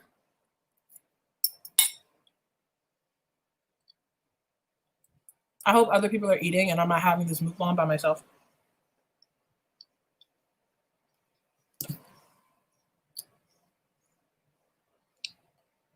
Okay, so the things that I want to add to the Iqra Trials, because I have to get back to like other stuff. Well, no, actually, I'm just gonna mention this. Then we could go back to talking shit. But so when I first launched the Iqra Trial, everybody was like doing their own thing at work, at school. Now we're all sitting at home, and I wanted to be more engaging. So I am going to attempt to be doing 2 live shows a month. We're going to continue with the monthly live show, but then also a mid-year. Whoa, I'm like a mid-month, like 2-week check-in live show. If you're like me, quarantining alone, having nothing better to do, I think that this would be just a cool way for us to like bond, get on here, talk about stuff, and also talk about the book, recommend some books. So I'm going to be trying to do live shows every 2 weeks, and that's just going to be a check-in. 2, I'm also going to be doing like reading sprints on Twitter and probably sometimes on Instagram Live, or maybe my Instagram stories. Reading sprints are allegedly like a thing. Like the hotties do it all the time, and I've never participated? Question mark. I've never done it, but I feel like reading sprints are cool because then we could just be like, okay, boom, read your book. Because that's what kept me. Last night I was finishing this video, and then Monet was doing her reading sprints, and then that's the only way that I finished Take a Hint, Danny Brown, because I feel like I'm being held accountable, because I think there's eyes watching me now because people are reading, you know? And so yeah, so we're gonna do the mid-month 2-week check-in. We're going to be doing reading sprints on my Instagram and Twitter at SIncerelyTahiry.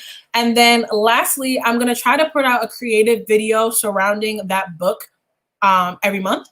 So the book this month that I'm reading, Penguin Teen is doing a read-along for the Ember and the Ashes series. So I'm going to be reading Ember in the Ashes this month, and I'm going to be reading Kingdom of Copper. And the challenge for this month is to read a non-YA book by a Muslim author. You can do with that what you will.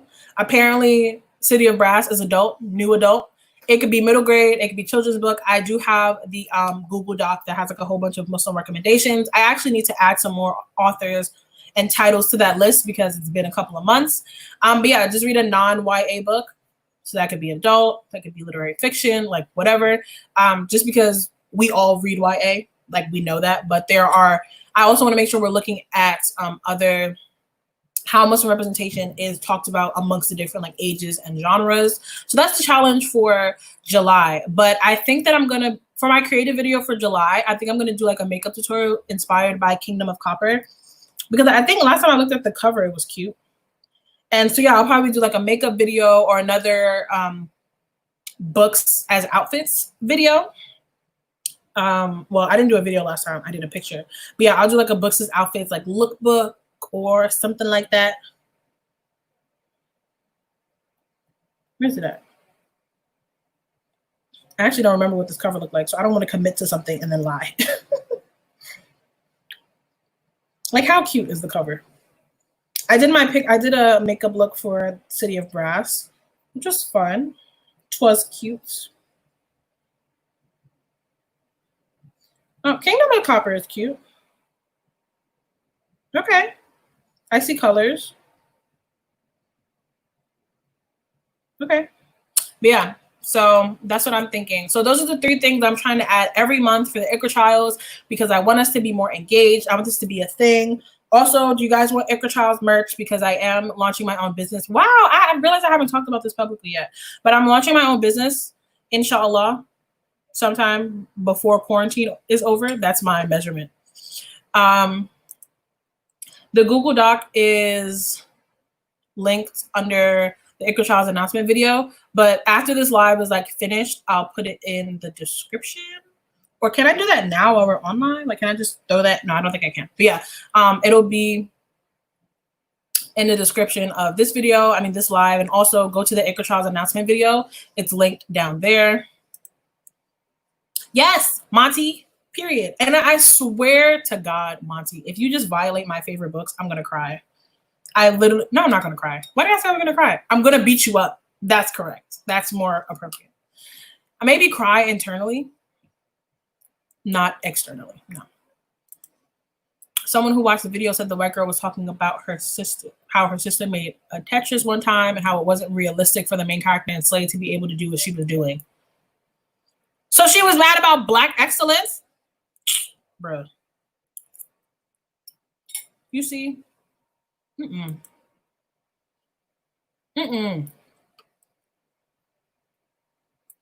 disgusted.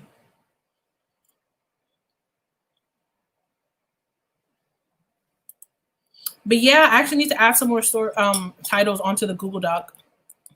My timelines are now until quarantine is over because that's all I can commit to.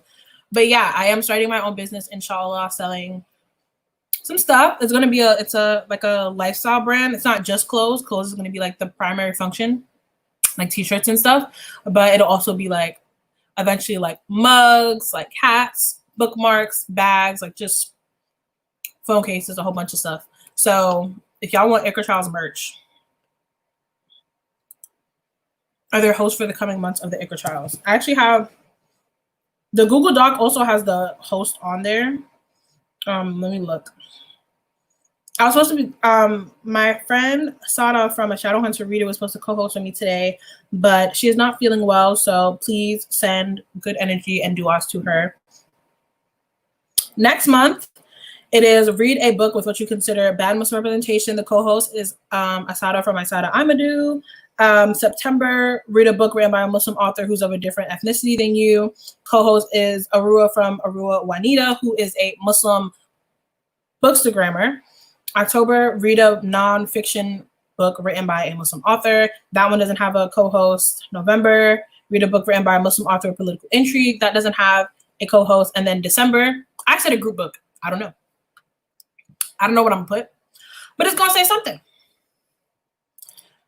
Is it the business for the frames? Yes. I'm going to be selling the frames. Let me show y'all. Wow, it looks like, I was going to lie and say it looks like I got some sleep. But, I mean, skin is clear. Mashallah. Can't ask for too much.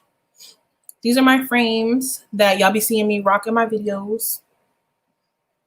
They honestly slap when you have, like, makeup on. They kind of just make everything, like, boop, pop. Yeah, I'm selling these. And then there's another style that I'm going to be selling. These are so distracting. When I be talking in videos, I'll just stop and I look in my peripheral and it's just actually I guess I can ask you guys some questions. So for these, for the people that would like want these, how much would y'all pay for them? That's a weird question, but that is the question.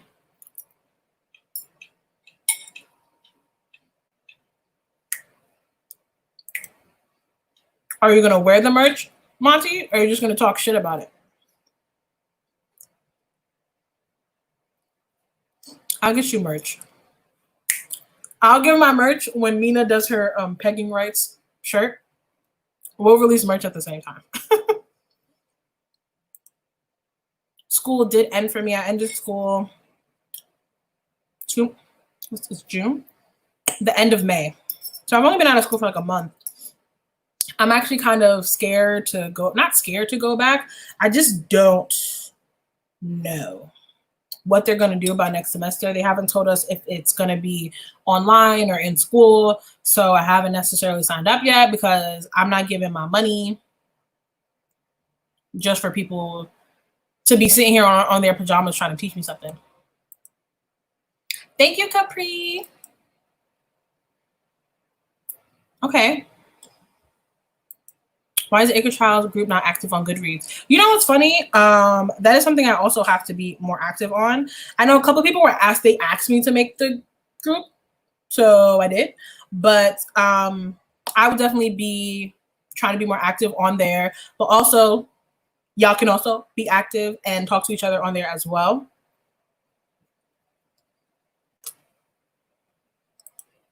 I'm not going to buy merch. I'm not going to wear. Okay, Monty. That's great. I mean, it's good to know. We love to see it. Depends on how much goes into production. Period. Capri, period. 25 to 30. This is actually really helpful. They really do be sitting there in pajamas. Yo, like my professor, I'm gonna see if I can find it. When we were doing the Zoom lessons and sis was sitting there with like Barbie dolls. And I was like, I paid for this? I don't recall. Like, when did I sign up for that?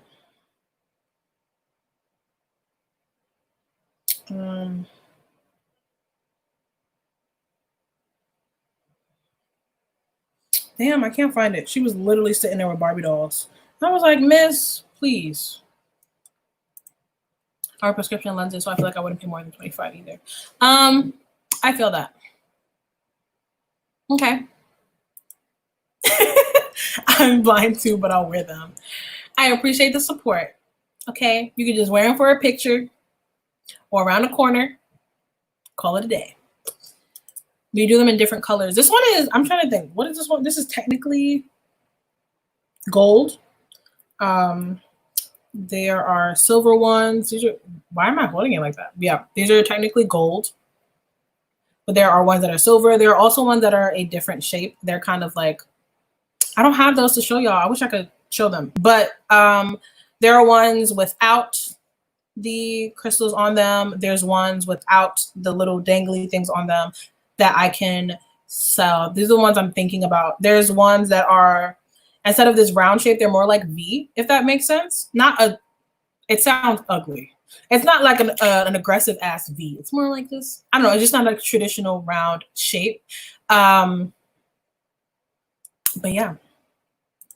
Yes, Barbie dolls. Yes. And one of them was a hijabi, and I thought that she was trying to attack me. I'm like, what does this mean, white lady? Why is one of your Barbie dolls wearing a hijab? You know? Why? What you trying to say? Are you trying to relate to me? I don't want this. My history professor busted out a whole rifle and started cleaning during his recorded lecture. A rifle? Is California open carry? Is it an open carry state? Why does he have a rifle? Are you taking rifle classes? Why did y'all need to see that? I have a lot of questions.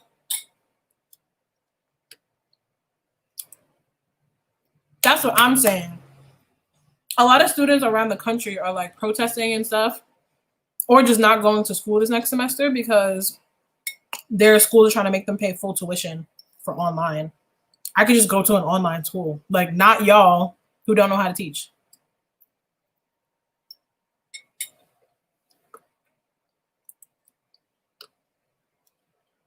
I'm happy I wasn't a senior because I would be so upset. I'm all about life experiences, you know, and I would be so upset that you do all of this and you can't really graduate. Like my baby brother graduated. He's not a baby. He is a baby. He graduated kindergarten. My little sister, she graduated elementary school. She's going to middle school. You know, I have friends that are supposed to graduate from college, graduate from high school. And I'm like, bro, this whole experience just like robbed them. I mean, this whole thing robbed them of that experience.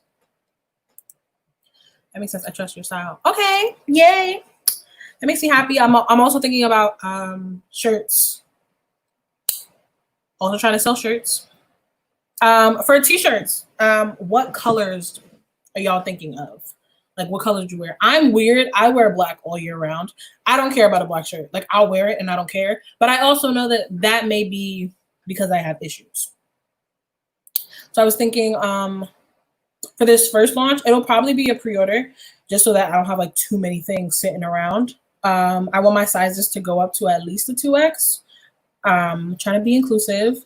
And also, I'm not about to sell stuff that I can't wear. Duh. But I was thinking maybe white, gray, black, and something else. Y'all know I like earthy tones. So have you read Monday's Not Coming? Isn't that the one about the black girl that goes missing? I think. I think it's about the black girl that goes missing. I want to read it. It looks interesting. It's contemporary, right? I want to get into more black contemporaries, but I'm very iffy about contemporaries, especially black contemporaries, because they're usually surrounding trauma. I'm already traumatized enough, you know? No, sis, this is just a regular lecture about the 1800s. Not the 1800s. Good night. And then they'd be like, yeah, your tuition is... No. Unacceptable. Are you still in school, Monty? Or did you say no last time we talked about this on the live show? I'm trying to remember who were the students. I know me, Mina, Aza is in high school. Who else is in school? Reminds me of the Muslim version of Barbie. Yeah, she just had, I don't know. And my professor was like, she had to be in her 60s. And I'm like, well, why do you have Barbie dolls? Do you collect them? Are those your granddaughters? Like, I just had a lot of questions. And the class was, y'all know I'm a pre-law student. The class was estates, trust, and wills.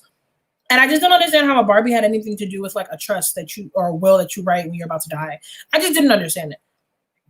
But that professor, she's the only one that really showed up to work to do these classes. I appreciated the effort. She was the only professor teaching. Literally, my psychology professor, he told us that last day of school, he was like, I don't like Blackboard, not going to use it. I'll just email y'all when it's time to take the test. The thing was that we were supposed to do a presentation during class, and that was supposed to be 20% of our grade. But he was like, yeah, just write an essay instead and email it to me. I never did it. But for the test, literally, it was so obvious that he copied and pasted it from Google. All the questions, first of all, he sent us a Microsoft Word document, and he just wanted us to email him our answers. And the test, all the questions were different fonts. Some of them were numbered wrong. One of them was number 1. The other one was number 28, but it's the question right underneath. I'm like, he really went on Google and said, look, psychology test 101. I'm like, this is ridiculous. So I'm really apprehensive about paying to go back to school. No. And I pay for school by myself. I don't have financial aid. My mom doesn't pay for me to go to school. So yeah, I'm just definitely iffy about it. But my only hold up is that I'm doing my associates and I literally have 1 more semester. I only need 10 more credits and then I'm done. So I'm kind of like, do I just suck it up? Or I don't know.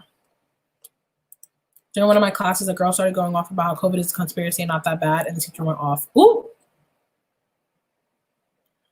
But like, I just don't understand. People getting sick is fake. Like, I know some people fake their deaths. Like, I know we read books and people like fake their deaths, but like realistically, who's faking their death? Like, so the whole world just did this for what? Like, literally, the economy, we're in a recession. Majority of the country is unemployed. And this is just a hoax. I mean, it's great to have that type of imagination. That's beautiful. She should write a book. School's my biggest source of anxiety right now. Yeah, I feel that. I just don't know. I don't know. I don't know about going. Like, obviously, I want to finish, but it's just, my biggest issue with school, and I can sometimes be a slacker in class because I love learning. Like, I used to walk around with textbooks in school, not even textbooks from school. Like, I don't know where I would get the textbooks from, but I would just have them. I love learning and I love education and I love things like that. But the American education system is just trash. Absolute trash. And then they're changing some of the funding in New York City. So I go to a CUNY school, and basically there's CUNY and SUNY, and it's like a little group of, it's like a group, it's like a state-funded kind of like organization that has a bunch of different schools under their bracket that are supposed to be affordable. But then they just cut out funding for majority of those schools. And I'm like, great. That's great. The whole time period has everybody showing their asses. Yo, for real. Like, mad people are just, I'm like, wow. Y'all don't know how to socialize. That's like a lot of the like booktube, book Twitter drama. I'm like, y'all don't know how to socialize. Y'all clearly don't have friends, because this is crazy. Both tuition for online school, that sounds like BS. I'll just quit school. That's my dilemma.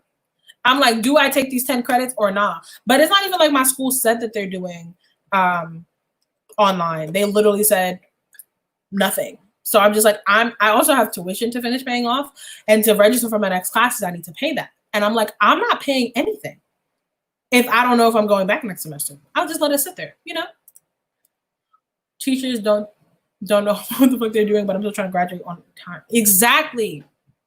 I want to be done next semester, but I feel bad for seniors and the people that played sports. That had to be, like, I know for like my last semester, I have to do an internship. That's another reason why I'm iffy. And you need like your internship hours. And I know some people, their law firms, when they transfer to online, they were still able to get their internship hours. But I know some people that are seniors that couldn't graduate because they didn't have their internship hours because the law firm was closed because of COVID. And so now you're just sitting there needing like a couple of hours left of your internship. I'm like, that's great. We're going to switch glasses because why not? I also don't know if y'all know this. I have 20/20 vision. I can see perfectly fine. I just like glasses. Also, these are blue light glasses. I talked about them in my Thrift With Me video, which more people need to watch because that video is fire. But these are blue light glasses, and my eyes be hurting sitting in front of this computer all day. Pink. I'm allergic to color. Heavily. Like, I'm allergic. Blech. No. I'm saying optometry, LS. I don't know how we move forward. Yeah, that's gotta be tough. At least now, I mean, like with law stuff, a lot of the laws are online naturally. Damn, that's tough. Then once I saw that people couldn't graduate, I couldn't have graduated. I was lucky I graduated last year. Yo, literally. Let me hurry up and get through these comments. Didn't your baby brother have his birthday recently? Yes, he did. I posted on Instagram, like, happy birthday to my first child. People were like, you have a kid? I mean, I might as well have pushed him out. He's literally my kid. He's literally my child. Yeah, I probably can't see this, but I think he turned 6. Yeah. Why do I not know how to hold up this phone? So I went over to my mom's house and yeah. My brother's birthday was the same day as Monty's. But Monty's a Cancer. Oh, Monty, you're a Cancer. It all makes sense. It makes sense. Oh my gosh. Wow. Right. I'm cool with the earthy. Am I okay with the earthy tones? I feel like that would slap. So maybe like a couple shades of brown, maybe like a olive green. This is what I'm thinking of because I have the design. I just have to put it on a shirt, and I just don't know what. That's why I want to do pre-orders because there's so many different color options. I could do this. I could do long sleeve, short sleeve. So I'd rather people tell me what they want, and then I'll just make that. You know, for now. I think the color of your hijab is a nice color. Thank you. This hijab is from Veil Collections. I know you guys have heard me talking about them. They're my favorite hijab brand. They're based out of New York. And I am now a brand ambassador for them, which is so great. So great for me. You can use the code Tahira, TAHIRAH, to get money off. I actually just ordered a dress from them, which I can't wait for it to get here because the dress is fire. I get all my hijabs from them, and their hijabs, unless their jersey hijabs are $20, but all their other hijabs are $10, which is great because if you're paying like $20 for a regular old chiffon hijab that you can get on AliExpress, that's a dub. But I also know for people that aren't Muslim, I love using these to like wrap my like scarves, my head scarves. They're fire. This is the cotton crinkle one. I forgot the shade because I have so many of these. But yeah, let me see if I can find the dress that I'm trying to get. I just realized I've been on live for 2 hours. I didn't really have any intentions of like ending the live, so I don't know what's a good time frame to do so. This is the dress that I got. And I can't wait for it to come. It's green. First of all, I love these colors. They knew what they was doing. I love their page. They knew what they were doing. Period. Last book you bought. Take a Hit, Danny Brown. I literally have not been physically reading books because I got Scribd, and it's kind of just been the GOAT. I know the group chat hates Scribd, and I have an unpopular opinion just because they haven't gotten rid of my books halfway through an audiobook yet. But yeah, I've just been listening to books on Scribd, or I got like approved for ARCs. So that's just what I've been doing. But I have not been buying books. But I bought this from a Black-owned bookstore, which I'm really proud of myself about. And the bookstore is in New York. So hopefully when quarantine's over, I'll pull up. That's money down the drain for what? Exactly. Exactly. Thank you. Thank you. Okay, I still walked out of there with a B+ though. Like, I'm not gonna say that I cheated because I didn't. But yeah. The girl was like, the numbers are exaggerated. You will see the truth one day. And my teacher actually said, shut up. I'm crying. I would be so pissed off because people are dying. So many people's family members, like, I'm not accepting any cancer slander. Yo, my mom is a Cancer and we have beef. Me and my mom don't have beef, but like my mom did kick me out. So that explains my relationship with Cancers. That's why you're so all over the place. And that's why you hate every book but love sappy ass contemporaries. This makes so much sense. Oh my gosh, Monty. Oh my God. I know so many things now. This makes sense. How do you really praise him? Thank you. Thank you so much. He's bad, but I guess he's happy. Oh, bad child. He's walking around. You can't really see it in the picture, but he had like a blue mohawk. I'm like, what is happening? How much exposure did you feel after watching the printed hijab ad? What is that? Am I just special? What is that? Please elaborate. Did you buy from the Lit Bar? I definitely did.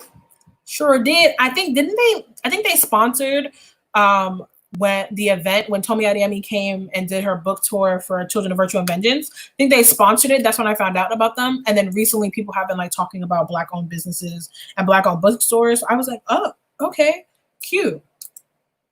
Script did me dirty. They have the shackles on me now until the 4th.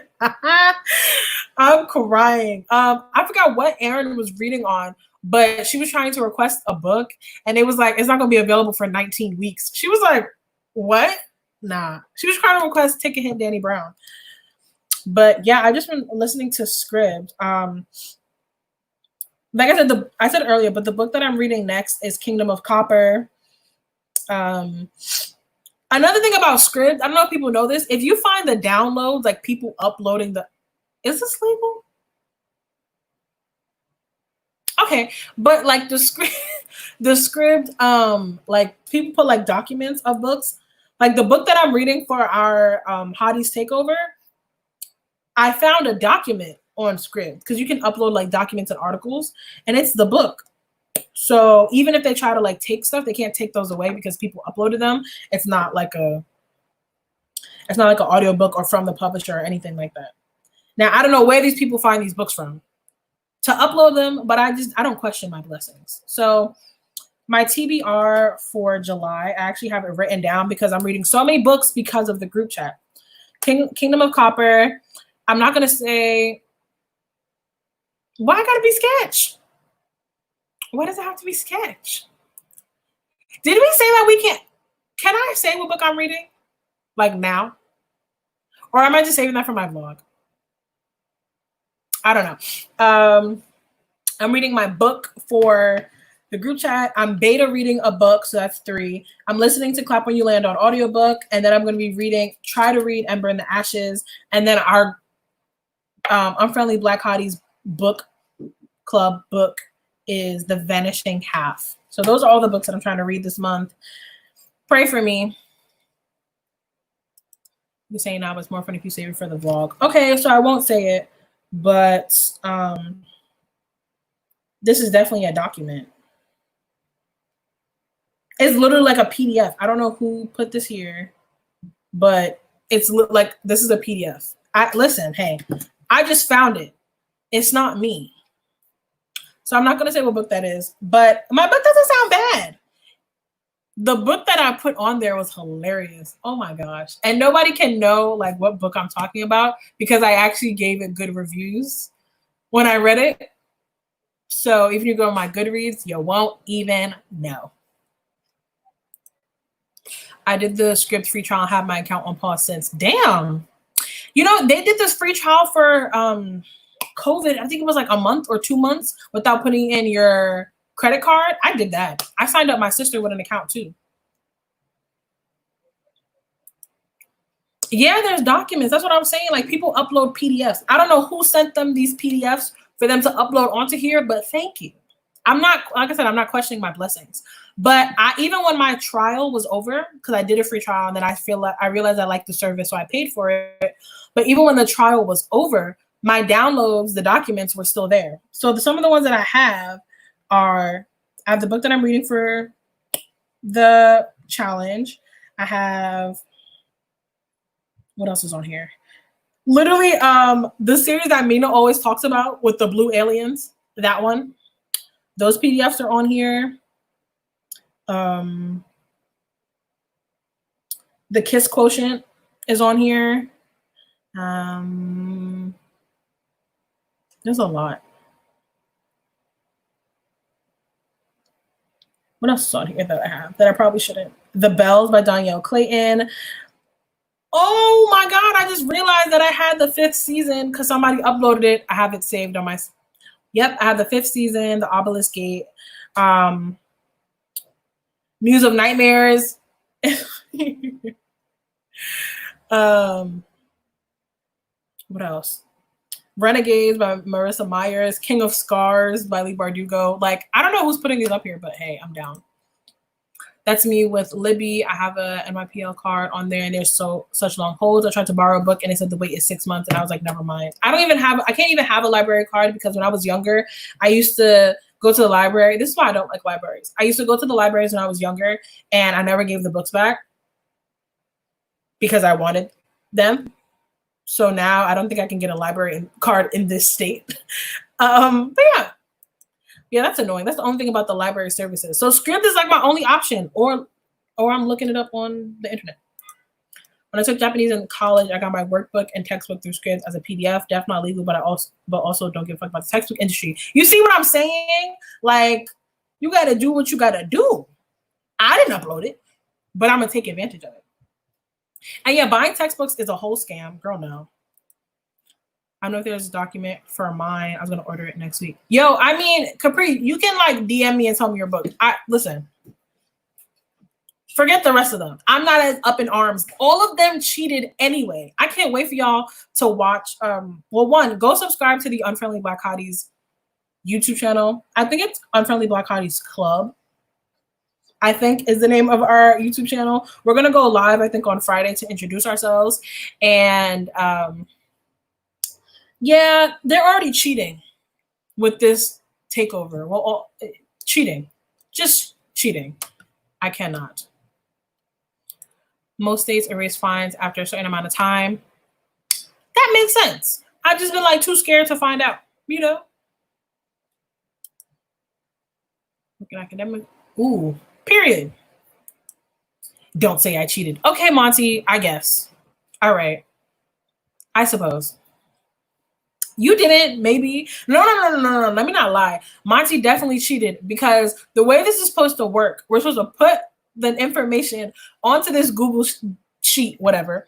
And then we're supposed to, based on the numbers, put it in a random number generator and pick. Monty and some other people who will not be named, they picked before we put all the books on there. So if you only have 5 book options, must be nice for you to choose what book you're going to get. You could have chose that yourself. But no, you definitely cheated. I'm tired of y'all. Come to Cali. We don't have late fees at all. I was definitely supposed to come to Cali this year for like work, like influencer stuff. And just because I haven't, the furthest like west I've been is like North Carolina. Never went further than that. The furthest south I've been to Florida. I've been to Disneyland, but that's about it. I've never left the country. I'm so sheltered. Congrats. Yay. Thank you so much, Capri. Have fun studying. I'm going to pray for you. I can't believe people are still in school and stuff. That's why I don't have a Queen's Library card anymore for that reason. I even took the library stickers off the books. Period. These are my books. They live here. They're mine now. Okay. That's not cheap. Monty. Okay. All right. That's fine. Not cheating.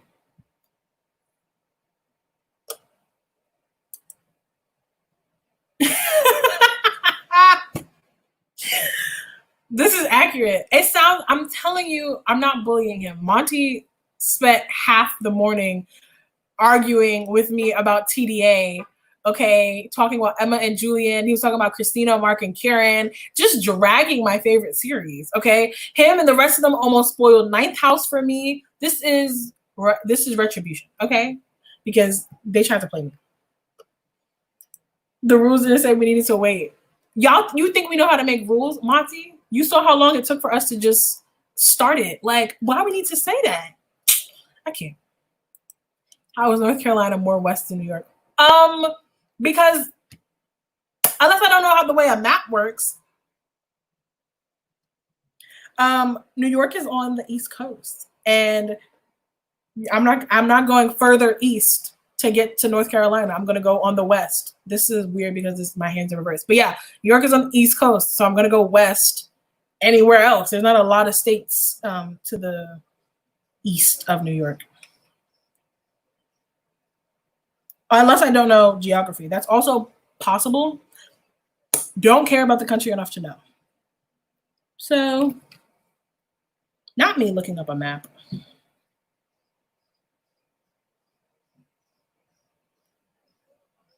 People selling maps for $40 on Etsy? Are you serious?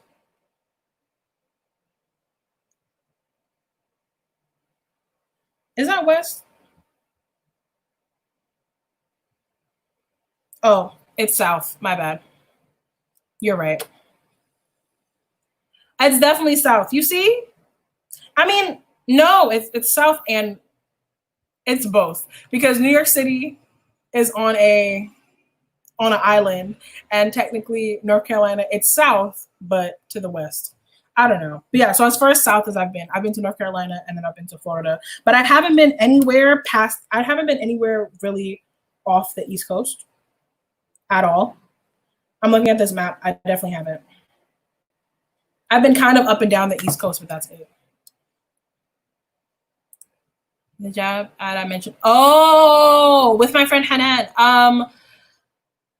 I love Hanan, and anything she does, like, I support her. I love her. She is one of my favorite people. I love hanging out with her. She always invites me to be on her projects. I don't like hot hijab. Don't like the creator. I mean, the founder. I think she's racist. they don't show enough Black Muslim people. They charge too much money for some scarves that you get from the beauty supply store. I don't support them, but that's my friend, and she can collect her coin, get your coin. That's how I feel. But the scarves were cute. But like I said, I could just get it from the beauty supply store. Do you finish any books, Monty? Lord. The banter between you all is golden. This is not funny, yo.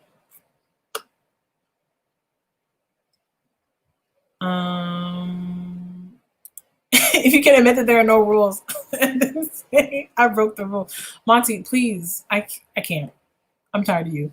Just admit that it wasn't smart. That y'all were, okay, how about instead of saying broke the rules, y'all were scamming. Does that make you feel better? Y'all were scamming when y'all decided to pick the book when we didn't put all the options there. My gosh. What the fuck? I just don't get how you don't like Mark, Karen, Christina, and right. Thank you, Gabriella. I'm like, who do you like then? No one. No, he likes Eileen and Helen. I guess they deserve rights. Carry on. I have a whole playlist talking about Shadowhunters that explains my correct views. Not y'all going off in these comments. I love that. Is it my channel if y'all aren't arguing? No. You are correct. Now that I looked at a map, you're absolutely correct. North Carolina is definitely along the East Coast, but it's the Carolinas. I don't really care. And everything is like west to me as a New Yorker being on the coast. Like everything is just like somewhere. That's true. Thank you, Gabriella. Thank you. Spill the tea on hot hijab. Wow, I've been on here for 2.5 hours. Y'all gonna get tired of me. I'm probably gonna dip out soon. But hot hijab, they did a so Banana Republic did a campaign where they were selling. They started a modest fashion line or collection, a part of their brand, and they were selling hijabs. And then there was a model who was modeling for them, and she had like her neck out for some. There was like a long, like, you know, like those maxi dresses, but has a slit on the side. She had a maxi dress on, and then it had a slit, so she was wearing like knee-high boots. And I guess you can see like a peak of her leg. And then she was wearing a hijab, and she was wearing a shirt, but it was like short sleeve, kind of like mine. And the creator of Hot Hijab was like, essentially like, oh, y'all clearly don't know, like this is not how Muslim women are supposed to dress. This is not proper hijab. Y'all don't really care about modesty. Y'all didn't even speak to any Muslim women, blah, blah, blah, blah.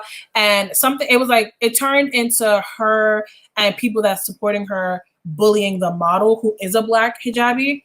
And she wrote this article with Vogue Arabia, and I was just like, wow.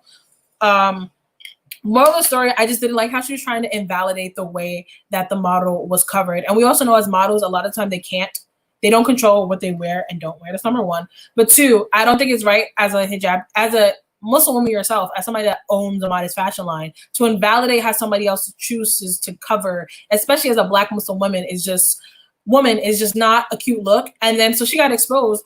Mad people were showing pictures of the owner of Hot Hijab wearing short sleeve shirts, having her feet out, having her legs out, having her neck out, blah, blah, blah, blah, blah. And I'm like, bro, y'all are not going to continue to invalidate the way that we practice, but like Arabs and Desi Muslims can do whatever they want to do. So yeah, I don't support her. And like I said, beauty supply scarves, I'm good. Who picked it first? I really want to know, because you said there was like 11 people that picked it. Wait, has there ever even been 11 people active in that group? I'm sorry if it's late, blah, blah, blah. For the Iqra Trials this month, I read Court of Lions by Samaya Dawood, which is the sequel to Mirage, and I gave it 2 out of 5 stars. And I'll talk more about it in my wrap up for this month, which I should be filming soon. It's either scam or get scammed. I guess so, because they were definitely scamming in this group chat. Hi, Bisma. Y'all, I feel bad for the people that just came, but I've literally been on here way longer than I thought I was going to be. But lives are cute. If you guys want me to keep doing lives, let me know. This was fun because I don't have anything better to do. I actually finished my video, so I'm probably just going to be reading for the rest of the day and then make dinner. I think I'm making burgers. But like, yeah, I don't know if y'all know like what they do at like In-N-Out. They do like the burgers with like the lettuce wrap. I think I'm gonna do that to make myself feel like I'm being healthy. If anybody has any like last minute like questions, comments, stuff like that, throw that in the chat. I hope that you guys will be participating in the Iqra Trials for the rest of the year. It's a good time. It's a good way to find diverse books. It's so many different genres. On the Google Doc, I have poetry collections by Muslim authors. I have historical fiction books by Muslim authors, fantasy, middle grade, queer books by Muslim authors. Like, it's just so many things on there. Current read, I'm going to be starting, I said I'm going to be starting Kingdom of Copper, but I have to beta read this book because she did pay me to beta read her book. So I have to do that. But wait, actually, can we vote on this? Because I don't know if I want to start with Kingdom of Copper. Kingdom of Copper is like a 700-page book. At least that's what it says on Scribd. And let me go back to my list. So the I'm reading for our group takeover is, I'm not saying it, my bad. But that book is a romance thriller type of book. So that's an option. I can start my audiobook for Clap When You Land. I can start Ember in the Ashes, or I can start with the Unfriendly Black Hotties group book, which is The Vanishing Half. Please let me know which books I should read. I know it's a lot. It's mad books. I might do Clap When You Land because, you know, it's an audiobook. It's easy. Elizabeth Acevedo's work is like so easy to go through. It's so, Monty, it's so long. It's literally, I'm on Scribd. It's like 780 pages. It's so long. And if I have to spend if I have to read another 300-page book before they get to the point, I'm going to scream. Like, I don't want to. Aw, Gabriella, you're the GOAT. I love you. Gabriella's so sweet. She's so loyal. You'll see her in all the hotties' lives. Period. She's a big supporter, and we stand. Kingdom of Copper or Clap When You Land. Why y'all want me to read Kingdom of Copper? Y'all on S.A. Chakraborty's payroll. She pays y'all because why? Chanel, yeah. Channel Aaron, and you can read it in a day. You're right. You're absolutely right. I want to read Kingdom of Copper. I'm really upset here. That was really annoying me if I wanted me to read Kingdom of Copper. Damn. I'm crying. Sis said, because I want to know how Kingdom of Copper is before I read it.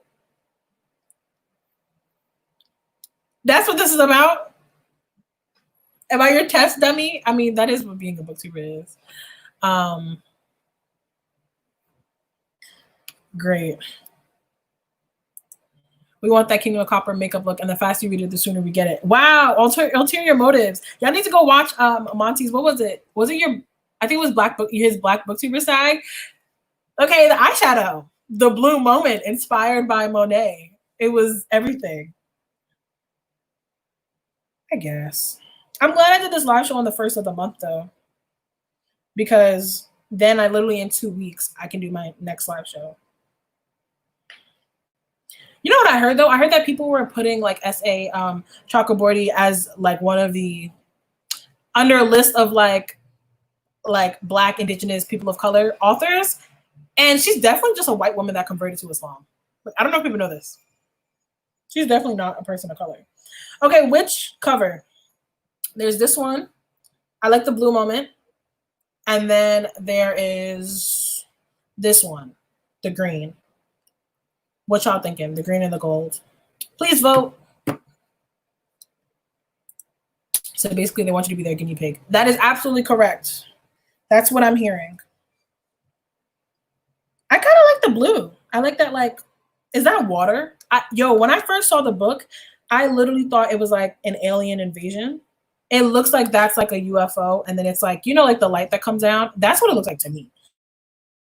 So if I would see this, I would not think that it's like a fantasy book. I think it's a sci-fi. But I think that's water. Now that I look at it better, it definitely looks like water. Oh. Sooner you start Kingdom of Copper, the sooner you'll get through it. You know, okay, I think I can do Kingdom of Copper, and then when it gets too much, I'll listen to Clap When You Land. Because Clap When You Land is going to go by fast. You know, it's Elizabeth Acevedo. Like, I know that I'm going to enjoy it. And it's a bit like lighter, I would hope. Like, you know, fantasy books be mad dense. I might do that. Those 2 books. Sounds like you got 2 weeks to get Kingdom of Copper read. You know what? You're absolutely right. Blue. Okay. Blue. There's a lack of green moments. You are absolutely right. That is true. Like, a cute green would really slap. I was thinking about green too, but I have to save green for another book if the publisher ever gets back to me and approves of my rate that I'll be doing for the Iqra Trials. So we're going to save the green for that book. If y'all know, y'all know. The blue, we're not both. Because I want to have a life. I don't have a life anyway. I'm lying. I don't do anything. Guinea pig with great taste. There got to be a better term for it, though. There is. It's an influencer. That's the term. I try out stuff, so y'all maybe don't have to. What I'm hearing is that Monty doesn't want any more blue moment competition. That's what I'm hearing, too. I'm glad you heard that, Gabriella, because that's the vibe that I'm getting. I absolutely feel that way. Okay. Don't know when this video will be out because I still have to film my wrap up and TBR. I have to film my review of Take a Hint, Danny Brown, which I may not be able to do this month, but I probably should because it just came out. And I have some fashion videos coming out. I want to do a modest fashion trend. I want to start doing like modest fashion trends video. So basically like what are trends that's popping off in the modest fashion world? What are people wearing? And so there's going to be summer. So it's going to be a whole bunch of summer trends that I love, that I've been seeing. I'm going to film that video. What else? And then we're going to have the makeup look. Oh, y'all going to make me actually work and be a YouTuber now. Damn it. The blue moment was more of a blue idea. Oh, okay. You tried. It's okay. Oh, my aunt is here. She's at work. What you gonna do if you get caught?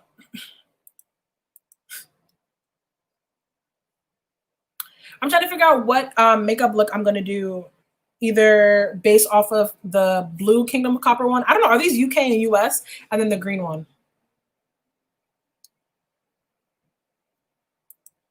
Monet was definitely the blueprint. Her, that's funny. That's actually really punny. I'm proud of you for that one, Monty.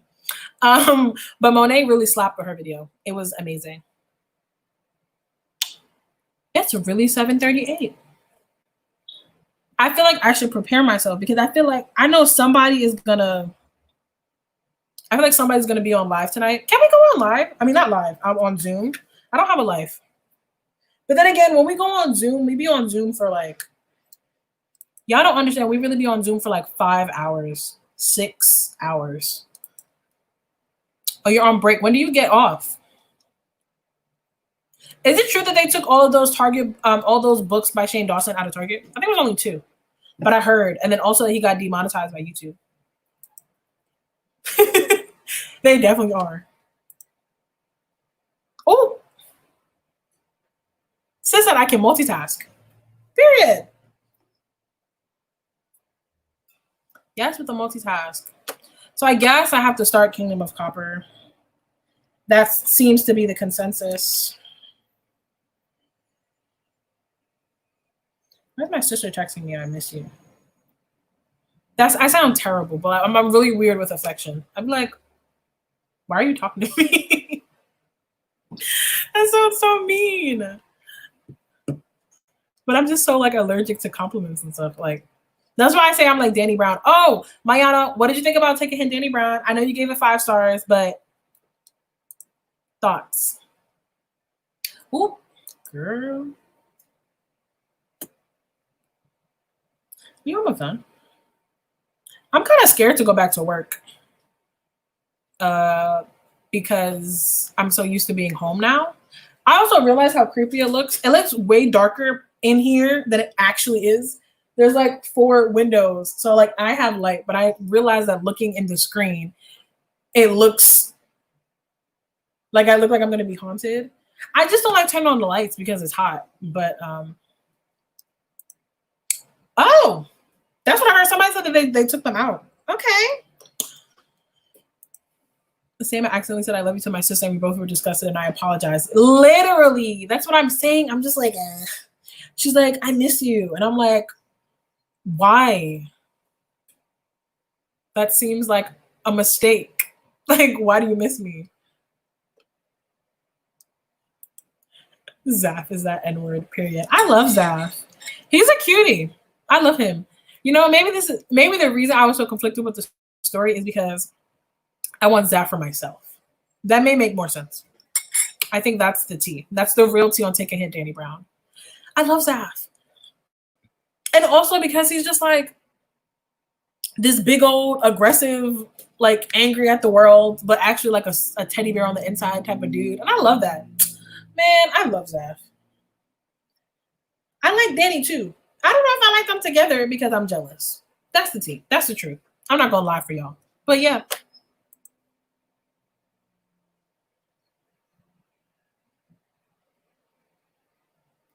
What is happening in this group chat? Not Monty talking about me in the group chat. Who told him to give people play-by-plays?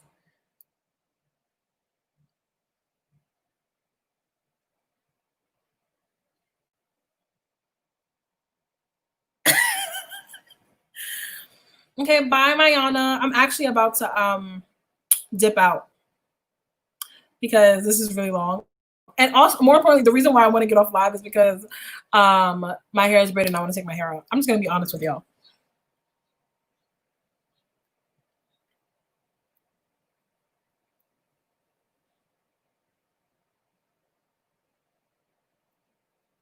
But yeah, thank you guys for watching this live. Thank you guys for 3K subscribers and for chilling with me and this mukbang. And I know I talk a lot. I'm going to try to go live more often.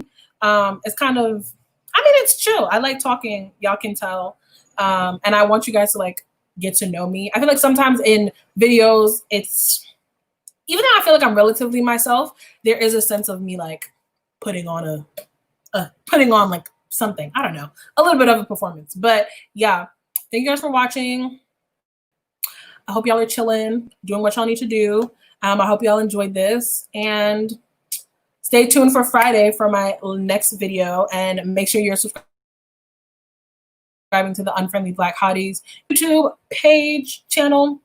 And yeah, bye everyone.